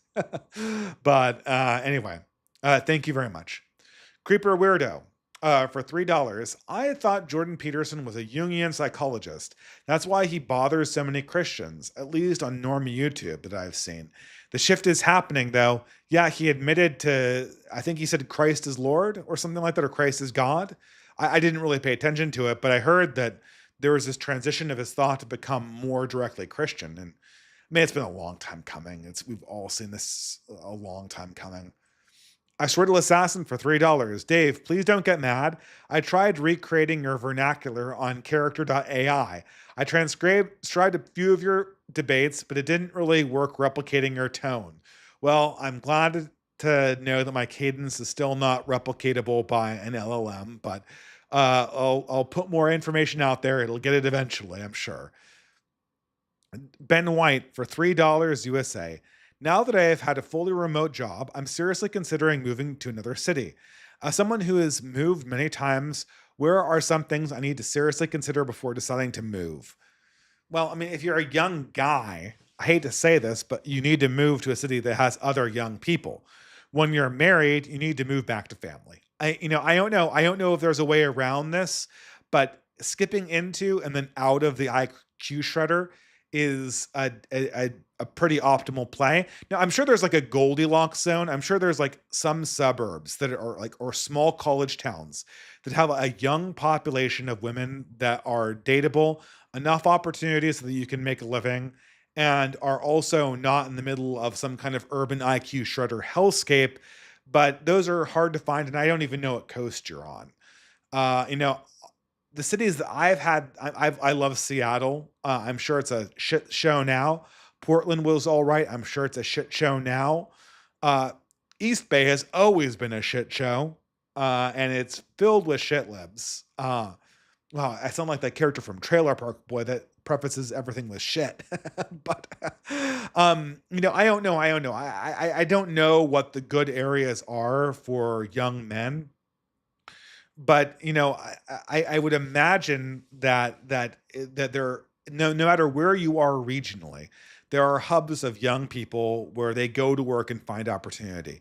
And probably if you're young, it would behoove you to start there and then find a way to move back closer to family so that you can save money and consolidate real estate in the future. That's probably the way to go because I mean, the name of the game is to get resources for your family. Ben White for $5 USA. For more context, I currently live in the same city as my parents and have some friends in my Catholic community. However, most of my relationships aren't very deep. Furthermore, this is the same city I went to high school in, and I'm very bored, to be honest. Well, I mean, don't be bored. And that's like, I mean, I don't know. Try. I mean, you're young. If you, I can't remember if you have a girlfriend or not, but if you're young and single, there's like zero cost to moving. Worst case scenario, you just waste money on rent, then you move back, right? Like that's worst case scenario. I would caution you against staying in a place with high rent, but testing the water and seeing how the community feels. I mean, what is it? You're young, losing 3 months of a paycheck isn't going to be the end of the world if you have a plan to be financially solvent in the long term. And there could be opportunities as long as you make the most of it. But keep in mind, cities are not for the long term. Do not be one of those people who like wastes their life away spending all of their earnings on rent. You want to transition to something that's more sustainable. And right now there's not really a sustainable model for living in cities once you're on more of the family track. Or maybe there is, but we haven't figured it out yet. Michael Cruz, for $25 USA. Prayers for you and your family. Great job with Joel. Thank you very much. Oh, Charles Mocky. I hit okay with that one.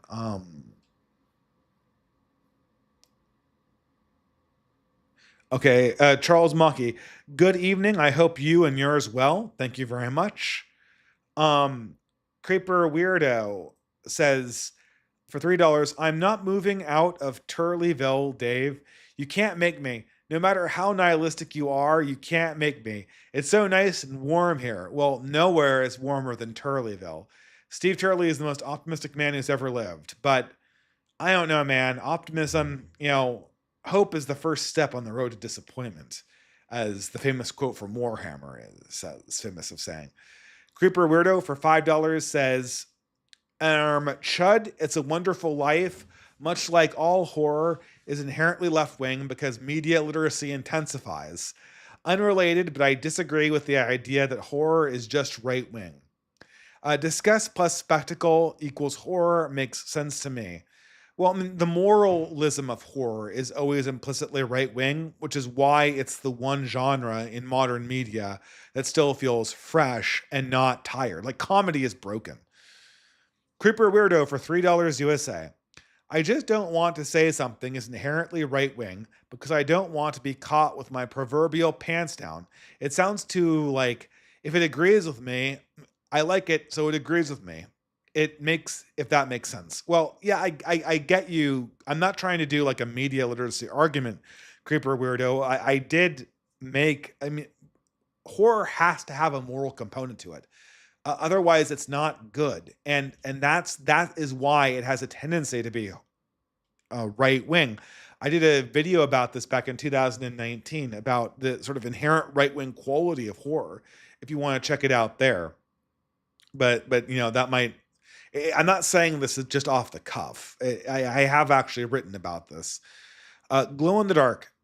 Talking just for talking achieves nothing unless there is a real goal and it can provide real results. Not just vapid goal, but to find the truth or to find a way to build something. Debates are reduced to wordsmith matches and not honest evaluation. Words can inspire, but they need to have a will behind them, passion, etc. I mean, yeah, that's why LLMs are kind of like useless because they don't have the ability to process meaning and value, which is a critical component of actual thought. Kingdom Servant for $5 USA. Hi, Dave, listener for years. First comment. Have you interacted with Anabaptists? Well, isn't Todd Lewis an Anabaptist, right? We're more than just the Amish. My community doesn't have the societal issues you describe. through devotion to Christ and living out the sermon of the month. Thank you. Well, I'm very heartened to hear that. Look, if Anabaptists take over the United States, I would consider that one of the good endings. I like that idea a lot. And I'm pretty sure Todd Lewis is an Anabaptist to some variety. And, he was one of my oldest collaborators, a great guy. He has a faith in debate that I just do not share, but I appreciate the passion he's brought to his projects, and I admire Anabaptists for their devotion to God. It's very inspiring. Blue State Reactionary for $20. After watching you and Tucker in debate recently, I think both of you got too cute by going full Socratic method. That strategy either flew over the heads or they deliberately misrepresented you. You really need to assert your position and let them react. Just say intelligence is heritable. Do you disagree and why? Yeah, but I don't want to, that's not like, I don't want to live and die under intelligence is heritable. Like, it doesn't matter, even if intelligence is 100% cultural. All of my positions are still the exact same as they would be. I guess the sort of HBD angle of the argument, it creates a sense of urgency, political urgency to the problem.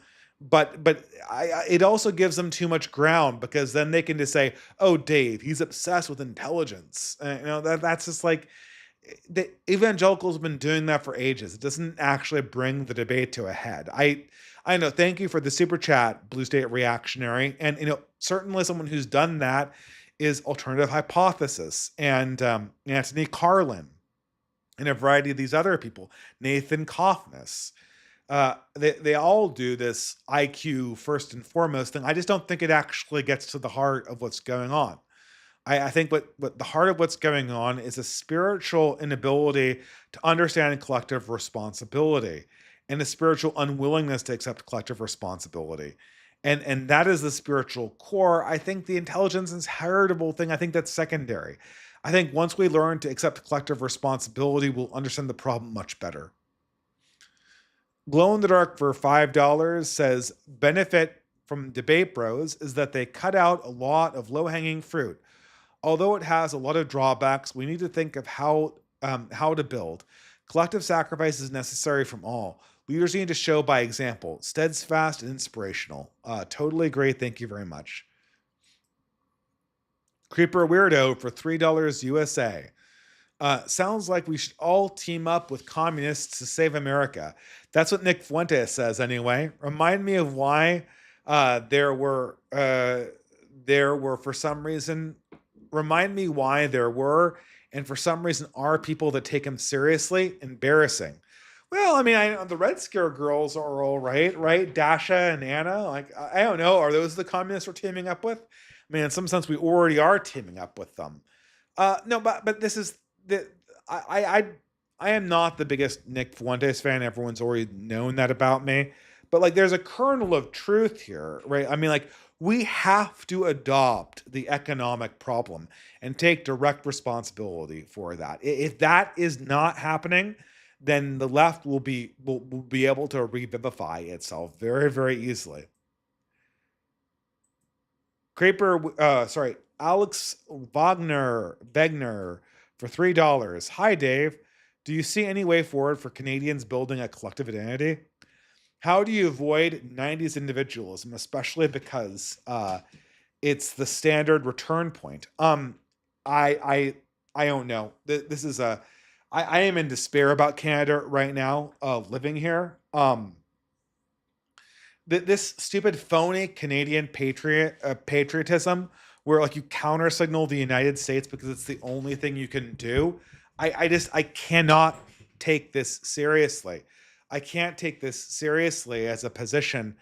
It's a joke, and the liberals do it too. The progressives, like, all of a sudden, all the progressives are acting like they're patriots who are going to die in a war against the United States for Canadian nationalism, when they just completely replaced half of Canadians' population with people from India. I don't. It's insane. I think you have to go back to the basics. I think you have to go, like, I think Black Horse and Dimes and who is the other person?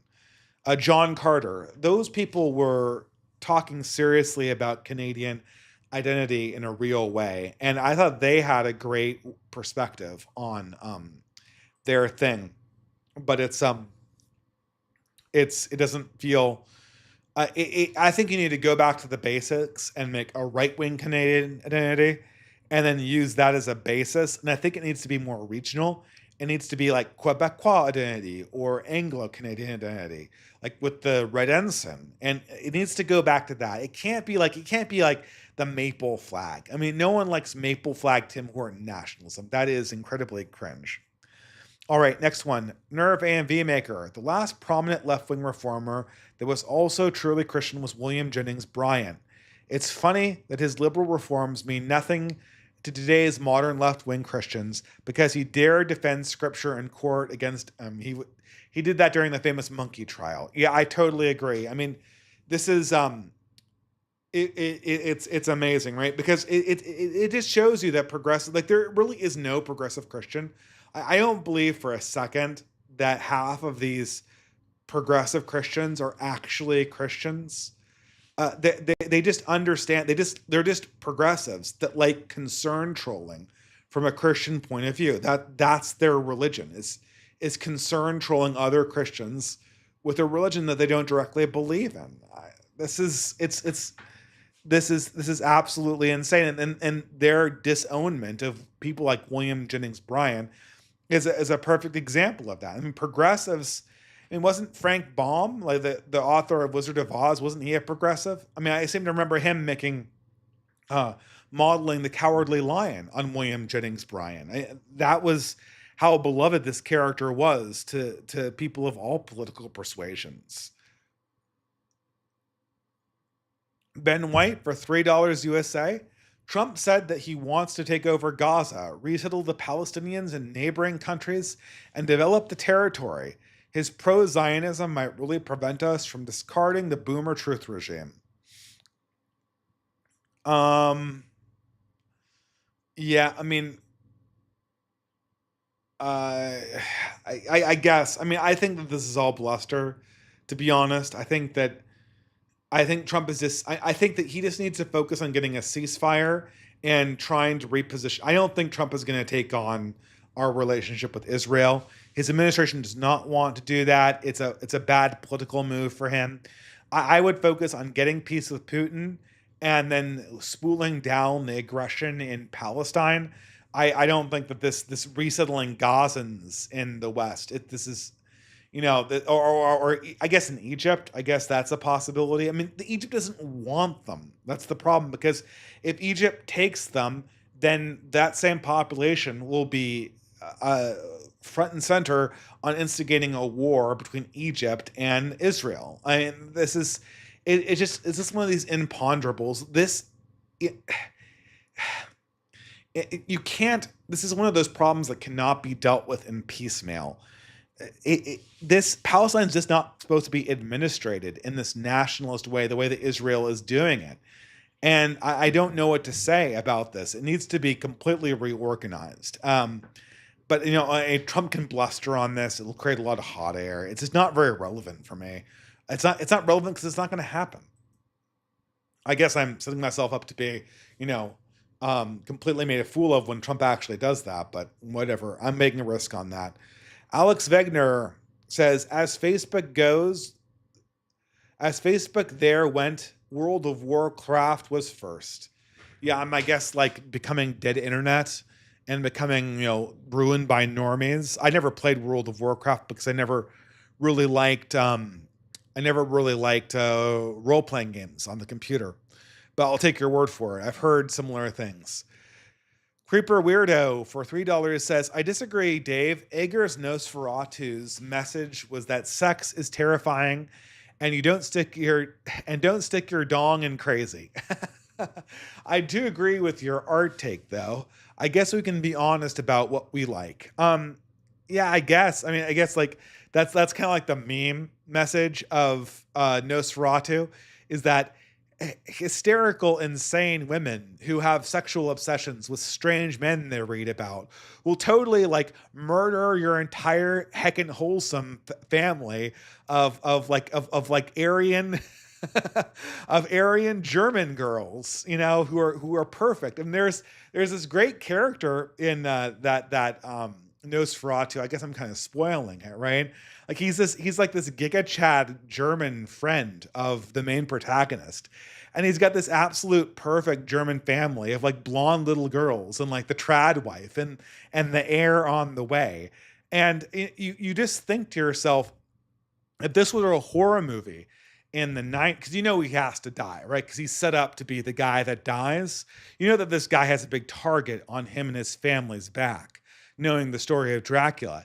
And you think to yourself, this guy has to, at some point in the story, do something that shows the audience, that he's actually an asshole misogynist, and that never happens. He's just like a stand-up Giga Chad, and like he just gets murderated by like just this demon summoned by this hysterical woman's like sexual passions.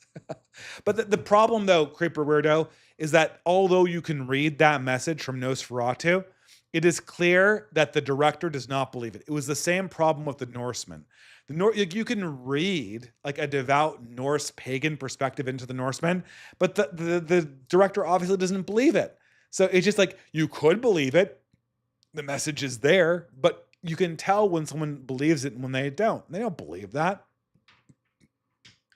Begner, Alex Begner for $3 says, what is the mistake of neoconservatives?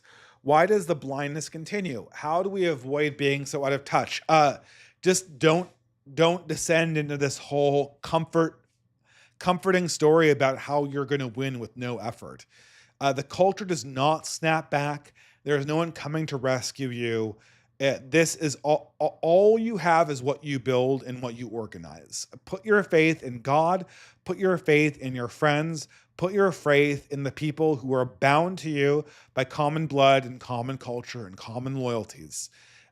That is what you have. And this whole idea that a document or some esoteric idea of America that never existed is going to save us from absolute degeneracy is insane. And that was the mistake of the neocons. And then they were looking for a wishful idea to believe in after Trotskyism, and they found it in this idiotic idea of American exceptionalism. And, don't do it.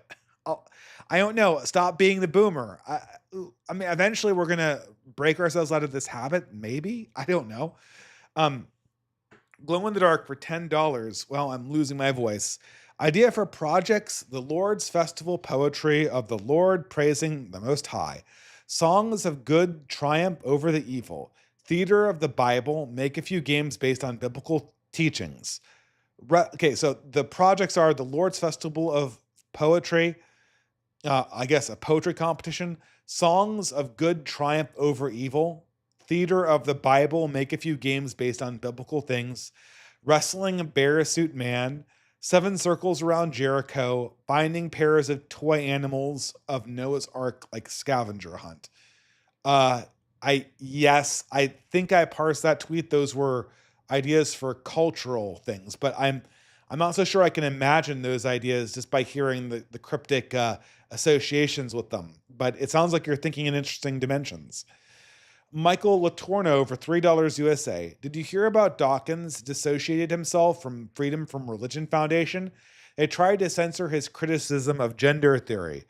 Another free thought font has fallen to wokeism. I mean, this was always going to happen. This was always going to happen. How could he not? I mean, Dawkins gets pwned. He's been getting pwned since Elevator Gate. It's so obviously you can't get away from religion, and neither can Dawkins. This is obviously so. This is the most predictable thing in the world, and Dawkins is a fool for walking straight into this. I don't know what to say to him. I don't know what to say. I mean, I don't know. Open your eyes, see what time it is, see how human thought actually is. Dreadnought for $5 USA. I'm pretty sure the Southern thing, time-wise, is supposed to have occurred after her divorce. Oh, the Southern thing. Oh, the Lauren Southern thing. Okay. So she didn't actually cheat. Well, yeah, but still, it shows incredibly poor judgment. And the fact that it happened, I mean, if it didn't happen after her divorce, it must have happened while she was writing and complaining about her divorce, which means that she was doing these horribly, horribly short sighted decisions while the ink on her divorce documents was still wet. It just shows a type of personality that's really unreliable. Um, Not sure though. Anyway, what's your favorite MTG color besides blue and why? That's easy. My favorite Magic the Gathering color is red. Anything plus red is great. Probably I like Boros and Izzet as the best two color combinations.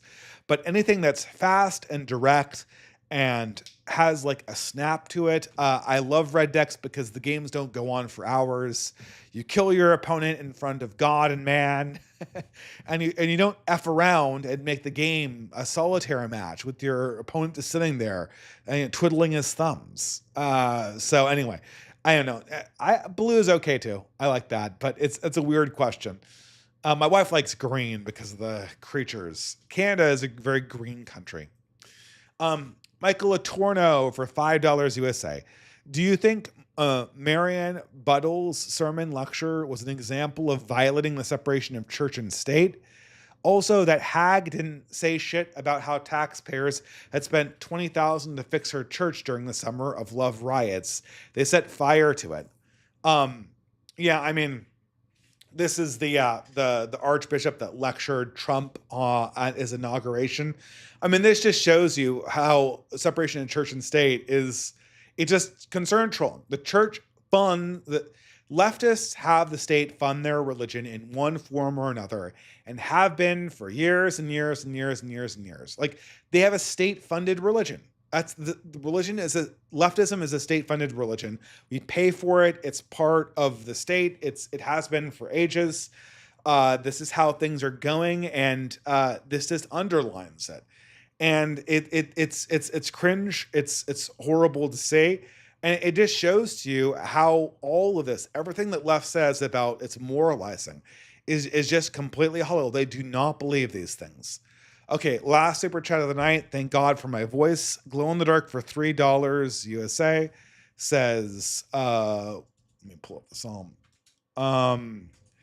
He says, who wants to have responsibility when being a child is easier and fun?